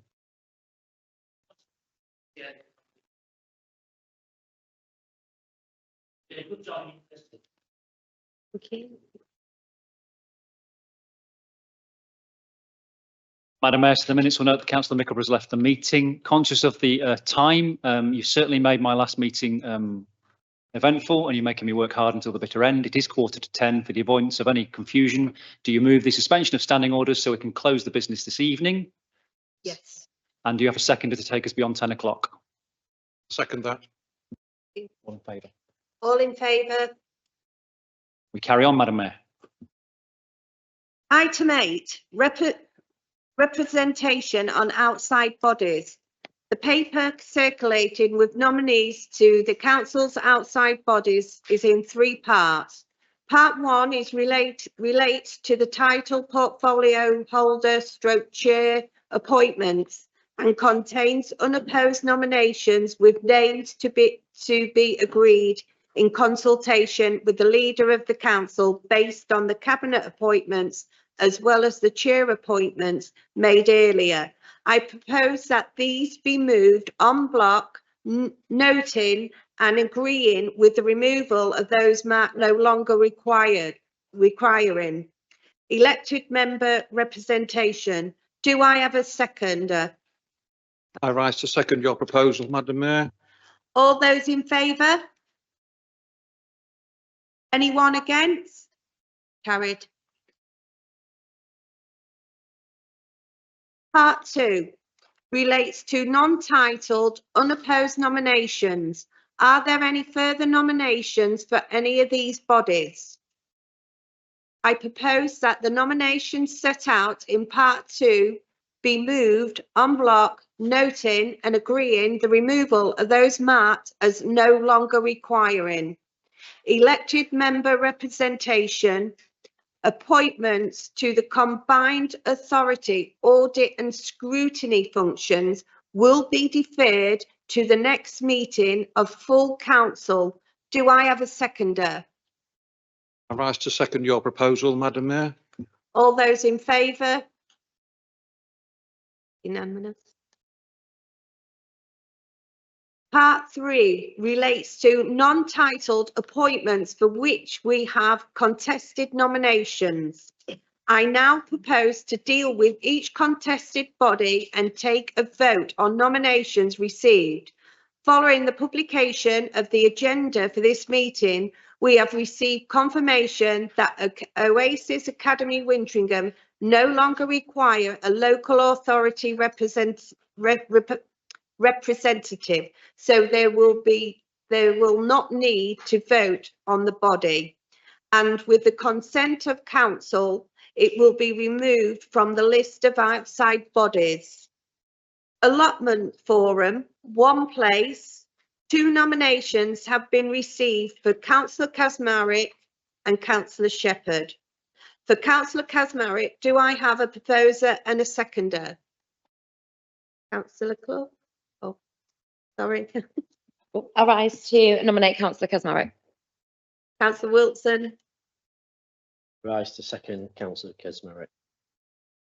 For Councillor Shepherd, do I have a proposer and a seconder? Councillor Jackson? Thank you. I rise to propose Councillor Shepherd. Councillor Thank you, Smith? Madam Mayor. I rise to second Councillor Shepherd. A vote will be taken on each nomination in alphabetical order. Members will only have 1 vote.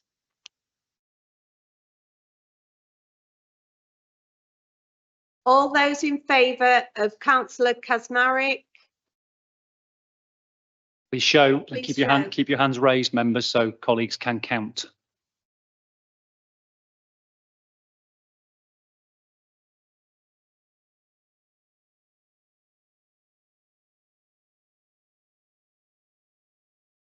All those in favour of Councillor Shepherd?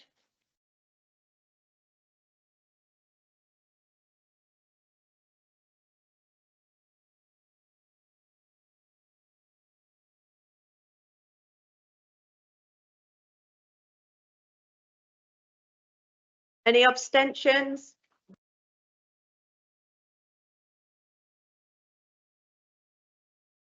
Thank you, Madam Mayor. The votes in favour of Councillor Kasmarek were 17, in favour of Councillor Shepherd 21, with 1 abstention, and so the seat goes to Councillor Shepherd. Grimsby and Cleethorpes Citizens Advice Bureau Management Committee. 5 places, 7 nominations have been received for Councillor Bonner, Clough, Emerson, Haggis, Kasmarek, Shutt and Shreve. There will be a round of voting for each place and we will seek confirmation of nominations for each round of voting. In each round of voting, members will only have 1 vote for each place. Once a place has been filled, we will take a further vote on the next place. No nominations requested until all places have been filled. Members can be renominated if unsuccessful on the previous rounds. Could I have nominations for place 1? Councillor Jackson, I rise to propose councillor Shreve. seconder. Nominate councillor Bonner. Rise a second, councillor Bonner. Councillor Clough, Nominate councillor Shutt. seconder. Second, councillor Schultz.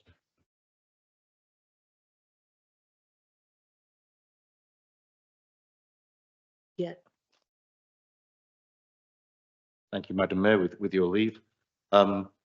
Elected members, so 3 nominations.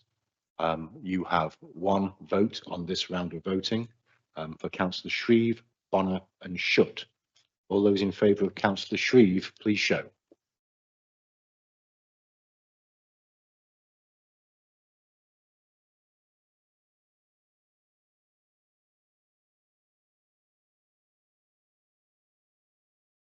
Thank you, members.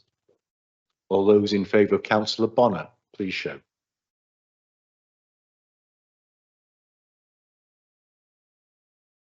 Thank you.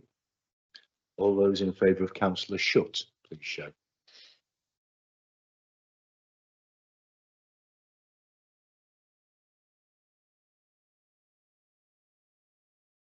Thank you, Madam Mayor. Elected members, the result of the vote is councillor Shreve 21, councillor Bonner 5, councillor Shutt 13. The first seat to councillor Shreve. Could I have nominations for place 2? Councillor Sam, I move councillor Emerson. do I have a seconder? I stand to for councillor Emerson to second it. Thank you. Councillor Clough, I rise to nominate councillor Shutt. Councillor Wilson, Rise a second, councillor Schultz. Councillor Henderson, Nominate councillor Bonner. Rise a second, councillor Bonner. Thank you, Madam Mayor. So for place 2, we have 3 nominations, councillors Emerson, Shutt and Bonner. All those in favour of councillor Emerson, please show.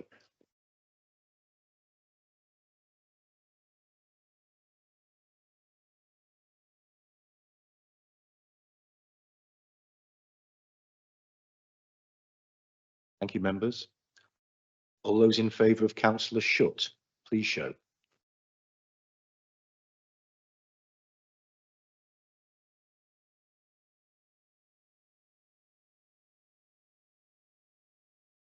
Thank you, members. In favour of councillor Bonner, please show.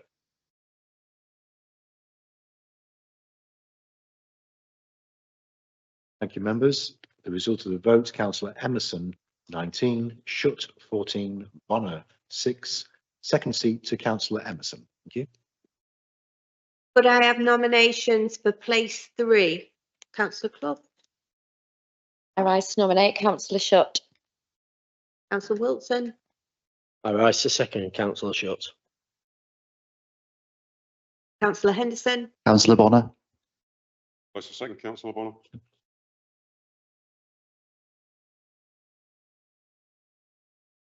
Thank you, Madam Mayor. So place 3, 2 nominations, councillor Shutt, councillor Bonner. All those in favour of councillor Shutt, please show.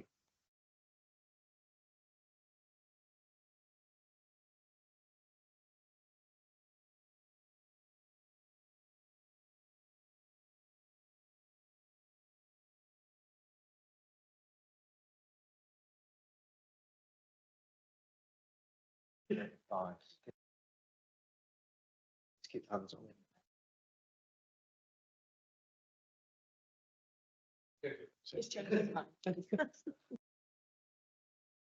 Thank you, members. In favour of councillor Bonner, please show.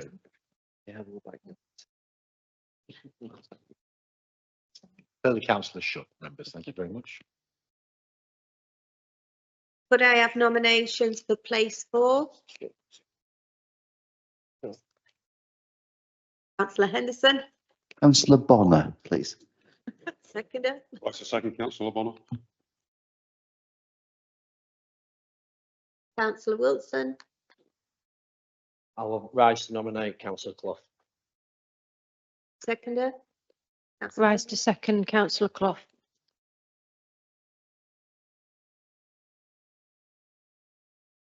Thank you, Madam Mayor. Elected members, 2 nominations for place 4, councillors Bonner and Clough.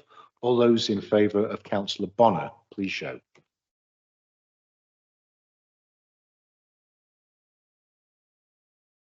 Thank you, members. And in favour of councillor Clough, please show. That's clearly councillor Clough for place 4. Thank you. Could I have nominations for the 5th and final place? Councillor Henderson. Councillor Bonner. It's the second councillor Bonner.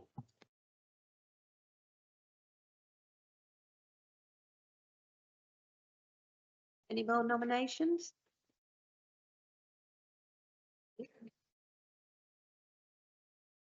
Councillor Bonner.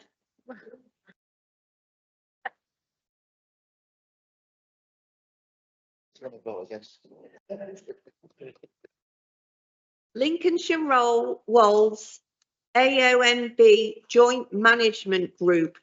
First place, 1 place. 2 nominations have been received for Councillor Bright and Councillor Pettigrew. For Councillor Bright, do I have a proposer and seconder? I rise to propose councillor Bright. To second, councillor Bright. For Councillor Pettigrew, do I have a proposer and seconder? I propose councillor Pettigrew. Thank you, Madam Mayor. I second councillor Pettigrew.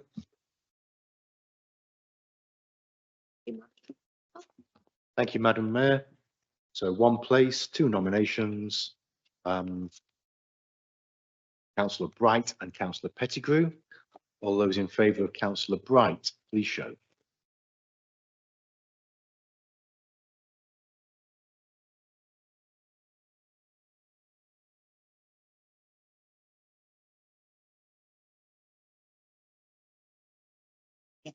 Okay. Thank you, members. All those in favour of councillor Pettigrew, please show.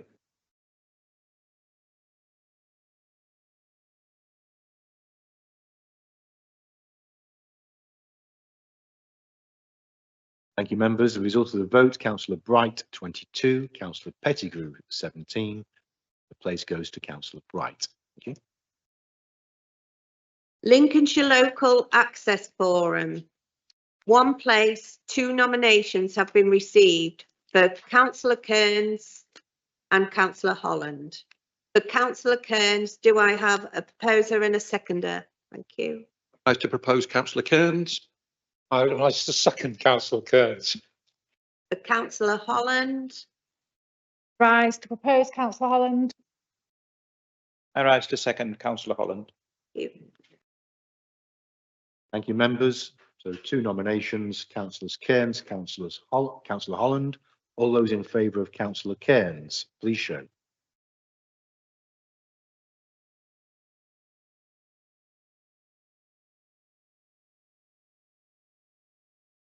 Thank you, members. And those in favour of councillor Holland, please show.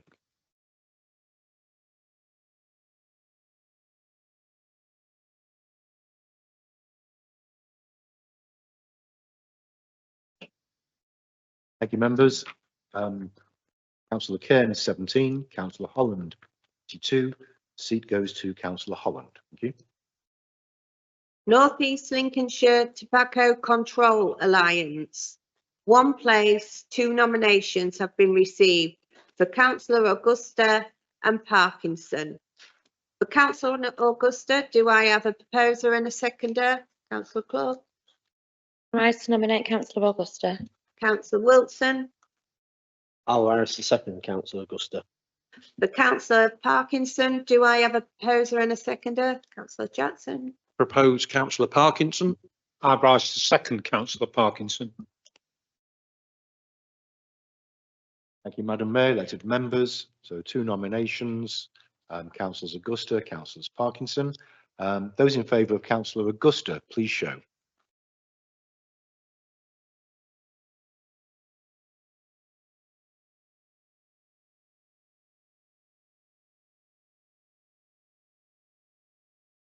Thank you, members.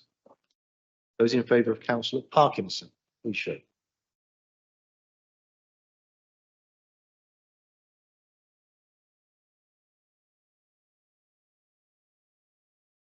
Thank you, members. Result of the vote is councillor Augusta 21, councillor Parkinson 17. The seat goes to councillor Augusta. Thank you.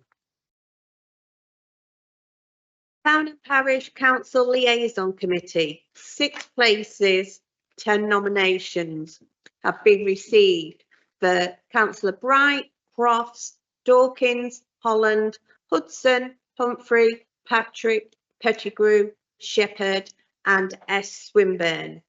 There will be a round of voting for each place and we will seek confirmation of nominations for each round of voting. In each round of voting, members will only have 1 vote for each place. Once the place has been filled, we will take a further vote on the next place with the nominations requested until all places have been filled. Members can re-nominate if unsuccessful on the previous round votes. Can I have a nomination for place 1? Councillor Jackson. Thank you, Madam Mayor. I propose Councillor Crofts. Councillor Clough. Thank you, Madam Mayor. I second councillor Croft. Councillor Clough. Nominate councillor Humphrey. Councillor Wilson. I second councillor Humphrey. Thank you. Related members, all those in favour of councillor Crofts, please show.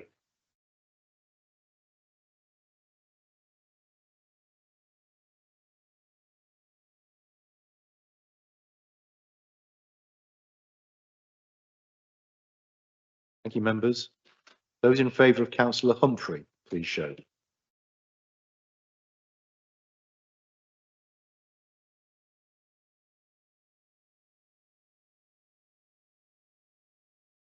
Thank you, members. Votes in favour of councillor Croft 22, councillor Humphrey 17. Place 1 to councillor Crofts. Can I have nominations for place 2? Councillor Jackson. Thank you. I propose councillor Dawkins. Thank you. I second councillor Dawkins.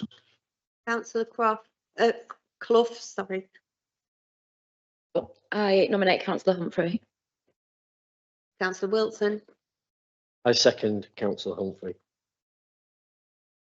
Madam Mayor, to save time, can we ask if everybody's going to vote the same way as last time and then go on that basis as a suggestion that might be common sense? Well, councillor, got to keep going. Keep going. So for place 2, there were 2 nominations, councillor Dawkins and councillor Humphrey.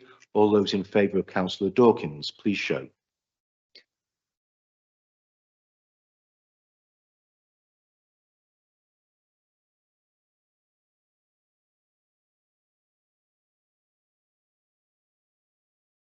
Thank you, members. And those in favour of councillor Humphrey, please show.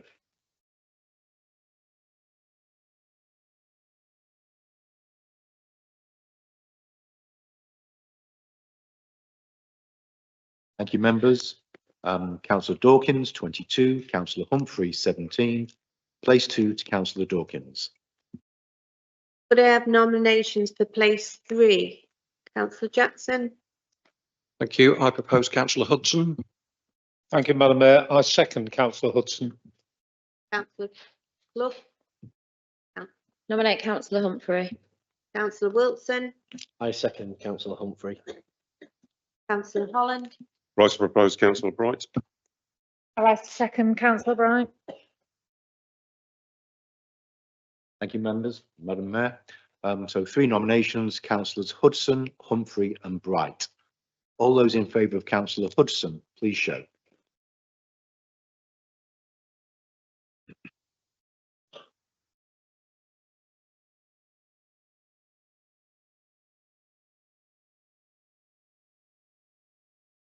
Thank you, members. All those in favour of councillor Humphrey, please show.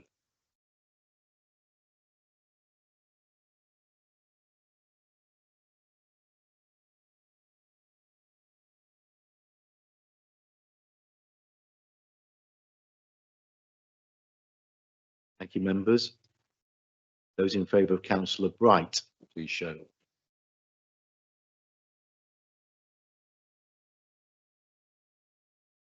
Thank you, members. Madam Mayor.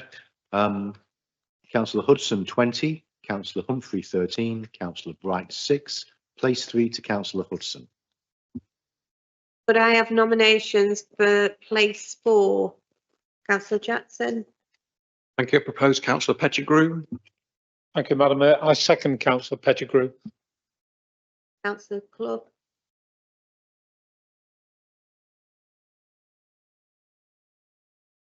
Councillor Holland, Rise to propose councillor Bright. I rise to second councillor Bright.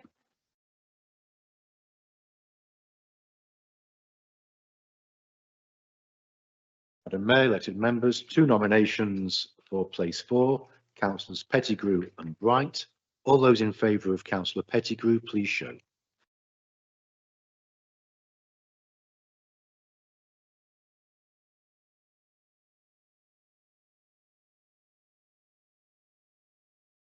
Thank you, members. Those in favour of councillor Bright, please show.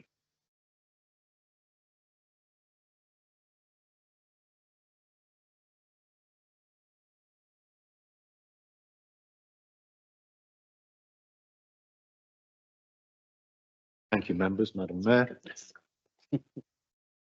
Votes in favour of councillor Pettigrew 17, in favour of councillor Bright 22. Place 4 to councillor Bright. could I have nominations for the 5th place?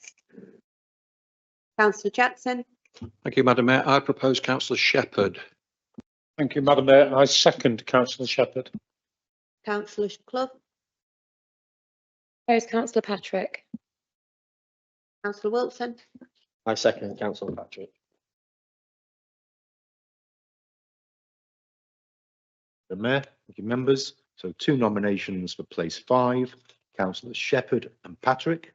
All those in favour of councillor Shepherd, please show.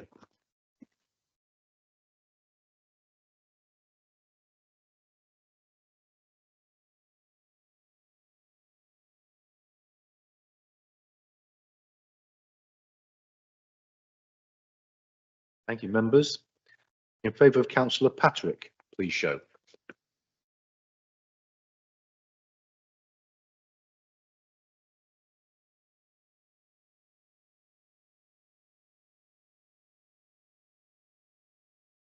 Madam Mayor, members, councillor Shepherd 21, councillor Patrick 18, place 5 to councillor Shepherd.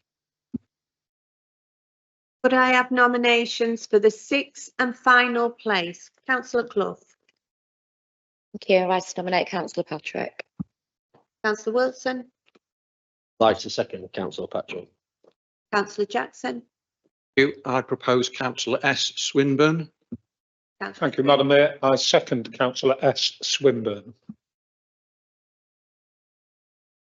Thank you, Madam Mayor, elected members. So 2 nominations for the 6th and final place, councillors Patrick and Swinburne S. All those in favour of councillor Patrick, please show.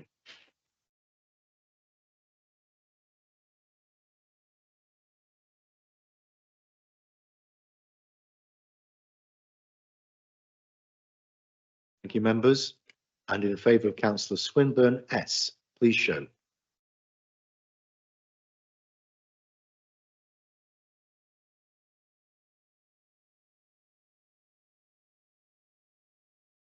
Thank you, members.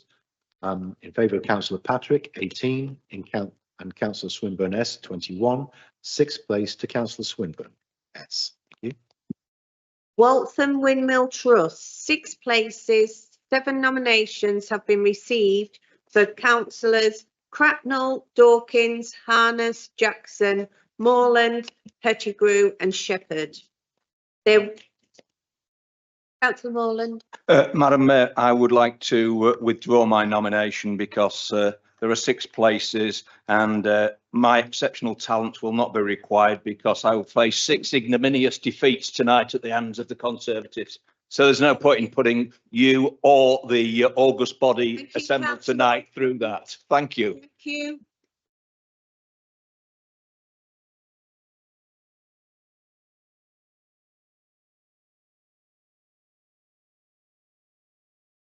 Just for the avoidance of doubt, Madam Mayor, our group leaders happy therefore to proceed on the basis we have 6 places and 6 nominations therein. Just checking.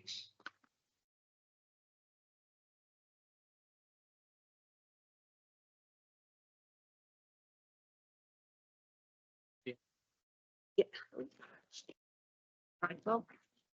Item 10, urgent business. There is no urgent business for the consideration of this meeting.